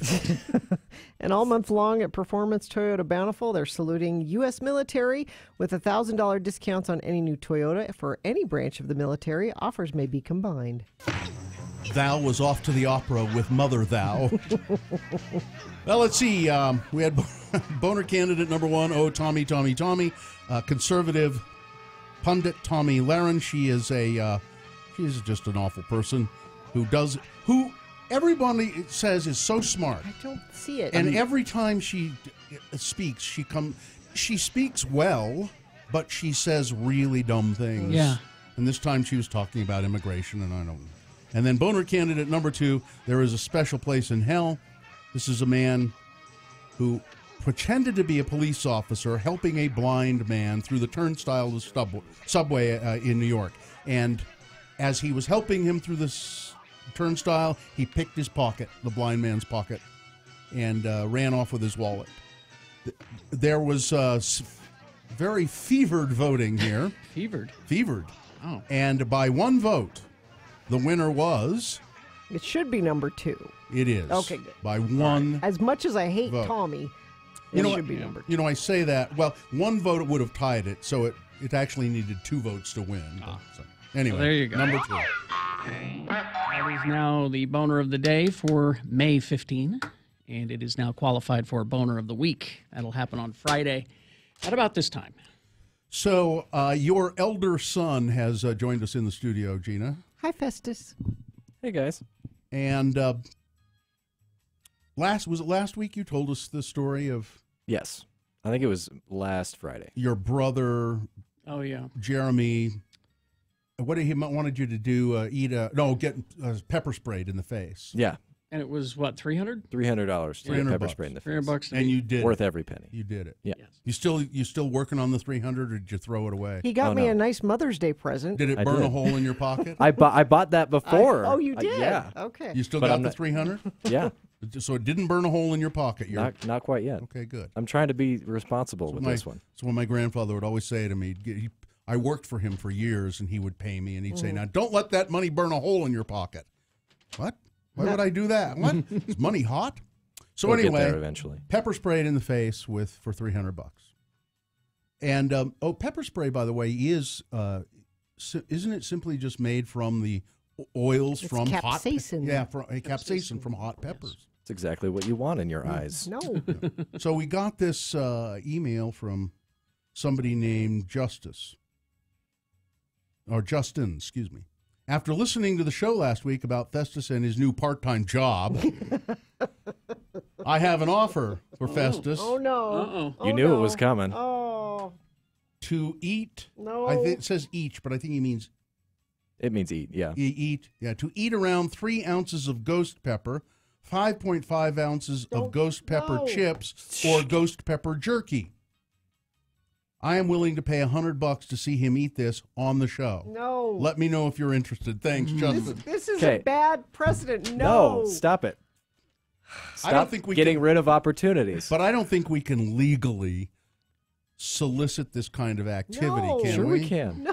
On the radio. Okay, before There's we gotta be an FCC discuss regulation about this. I want to say $100 is not enough to eat the hottest pepper in the world. I've told that story at the farmer's market when I stopped by that jerky. And it was the Terrapin Jerky Company that used to be out on 9th East. Remember that place? Yeah. And they had me I sampled some jerky, and I bought some because it was good. And he said, "You want to try this hot jerky, ghost pepper jerky?" Sure. No, I don't. Why do people make it? As we left to go to the car, I started to feel dizzy and sick. My face got red. I couldn't breathe. Yeah. I ended up throwing up. Festus, you can go to the hospital. Festus, ask that jerky brother of yours about the time he ate a ghost pepper and what it did to him. Yeah, I don't think it was a good experience. No, I'm not considering this. This is an offer I'm not considering. So you're saying you'd consider it if there was more money. Yeah, I consider anything if there's more money. What's a ballpark? Anything. Don't say that either. I do. Well, like Bill was saying, it was a very uncomfortable experience, and people actually have gone to the hospital from eating ghost peppers. Yeah. So I'd say another 300 with that risk. You in there. 300. Yeah. I thought I was going to die. Okay. Yeah. See, if I think really I'm going to die, I want a little bit more compensation. I was by the side of my car, on my knees in the gutter, throwing up, and there are people walking by going, "Hey, isn't that Bill Allred throwing up in the gutter?" It was fun. I do not want to start a precedent of you eating things and doing things dangerous for money. No, I like this. If people want to send in more emails like this, No. if anyone has any offers. No. I have a larger question here. Why did God put ghost peppers on the earth? Who are they for? I have no. They're poison. Do people actually eat them in some fashion? Listen, I've got an excellent idea. This will be funny. I'll make it look pretty. God is the biggest jackass pranker. And exactly. It'll actually be very, very uncomfortable. It'll be great. And Steve-O thinks he's great. God. The Carolina Reaper is now the hottest pepper in the world. And what? That just sounds And I know people just breed them to see how hot they can get them, but you can't possibly use them in anything, can you? I think it's mostly to prove a point. Yeah. Now, I don't think anyone eats it for fun. You don't have I think a point I to can prove. eat that. Don't prove I have it. lots of Listen, points to prove. I'm 20 years old. I have to all the points. You should talk to Steve-O sometime.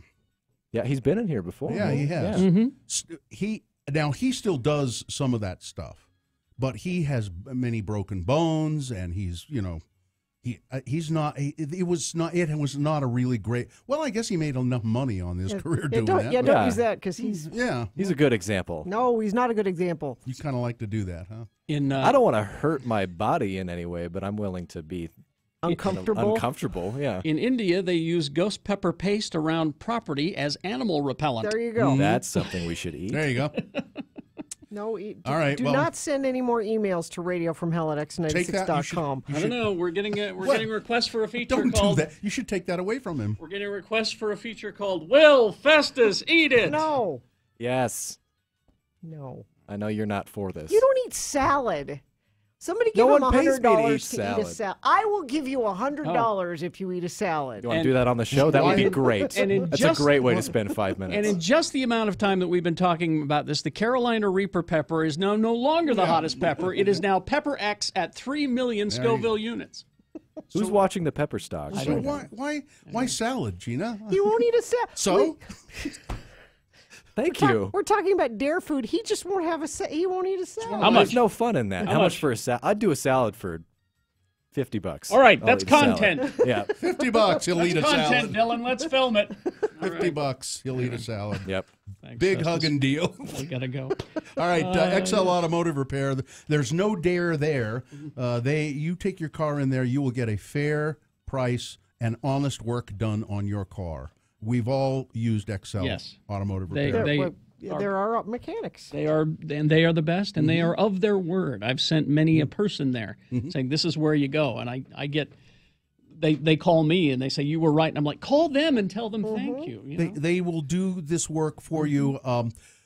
Probably half of what you're used to paying at other places, and they do it right, and they will do it right. And if something doesn't need doing, they're not going to push you to have it done. Look, here's what I would suggest you do: if you're getting your car serviced or repaired somewhere, and they suggest a bunch of things that might need doing, just say, "Well, maybe I'll hold off," and then go to XL and then ask them about it and see what happens. See what the prices are. Yeah. See whether it even needs to be done or not. Okay. XL Automotive Repair. They're on the corner of 33rd South and 3rd East. Great mechanics. XL Automotive Repair. Broadway Media and Park City Live are proud to present Salt City Sound.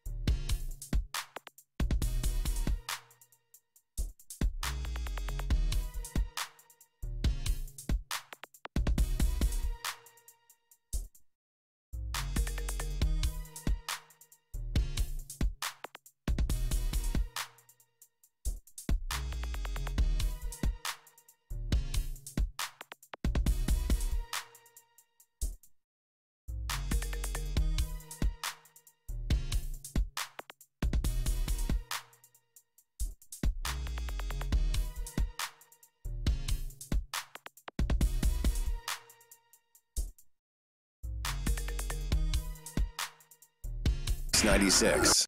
All right, so 9:51. So we're thinking of trying to put together a video series of.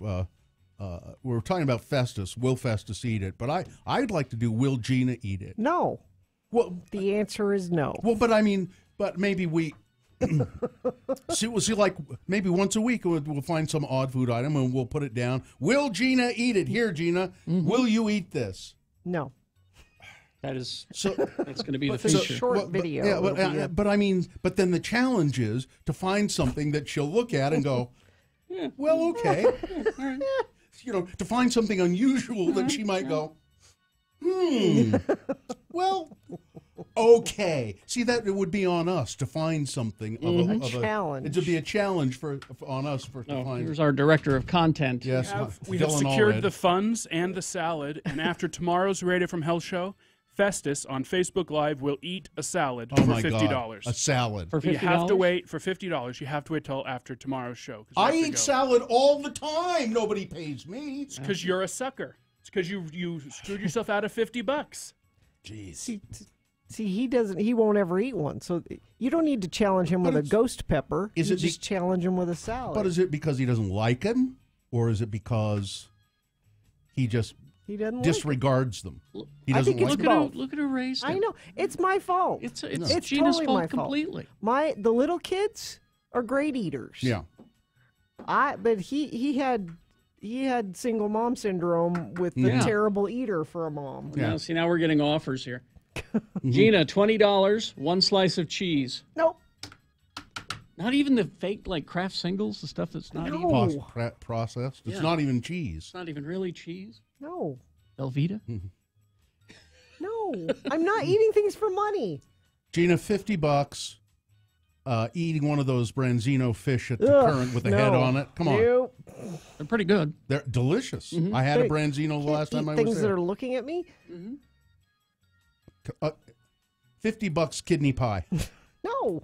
It's pea pie? I'm not having A real pea kidney pie does smell like pea. I know. Well, not after you. It's while you're boiling the kidneys that really. Well, you remember in London? My grandma did it too. In London, we walked past a bakery. Oh, and that's it right. smelled like pea. You're right. Yeah. And there was the sign that said kidney pie. Why would you eat something that smells like pea? Because people love it for some reason. $5 to eat a little children's bag of Doritos. No. You're shooting way over the moon with the fish, my friend. I'll say. A spoonful, $5 for a spoonful of Kraft macaroni and cheese. No. Or the you know, come on, Kraft mac and cheese, that's not even real cheese.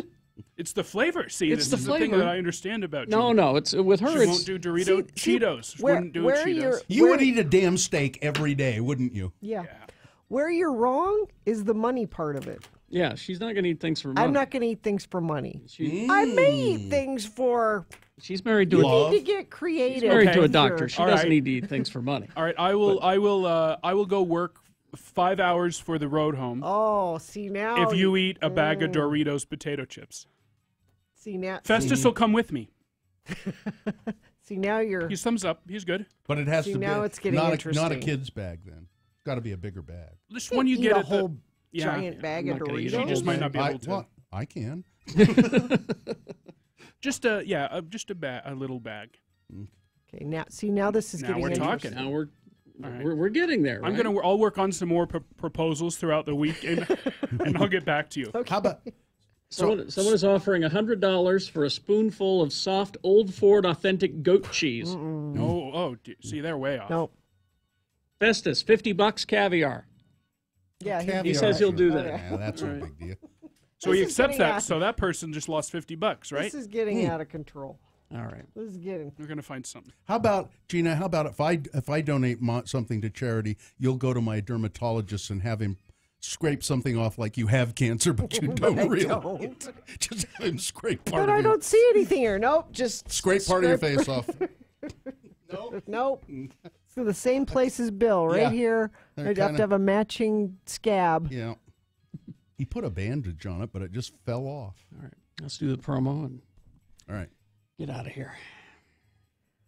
Wednesday's Radio from Hell show. Hello, this is Bill. I'm personally pleading with you to send your things that must go to Radio from Hell at x96.com. Please, the children want them. Won't you put your must go in the subject line?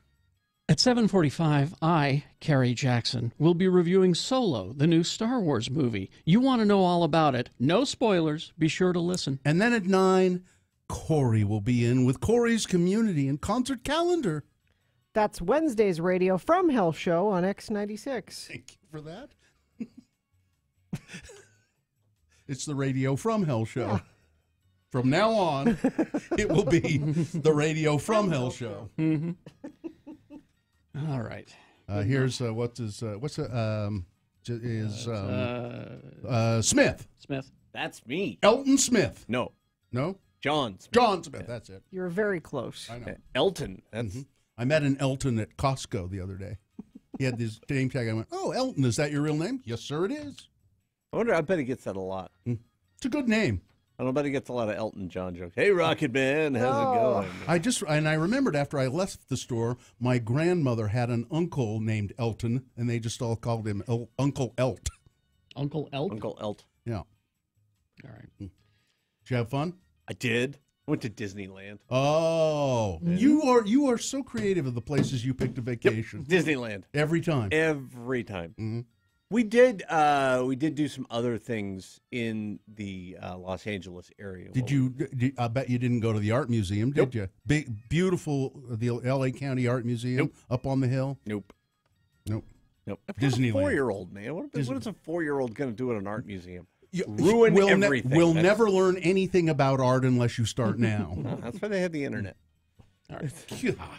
God. What you got today? I have no idea. All right. I literally got I flew in at 3 a.m. last night.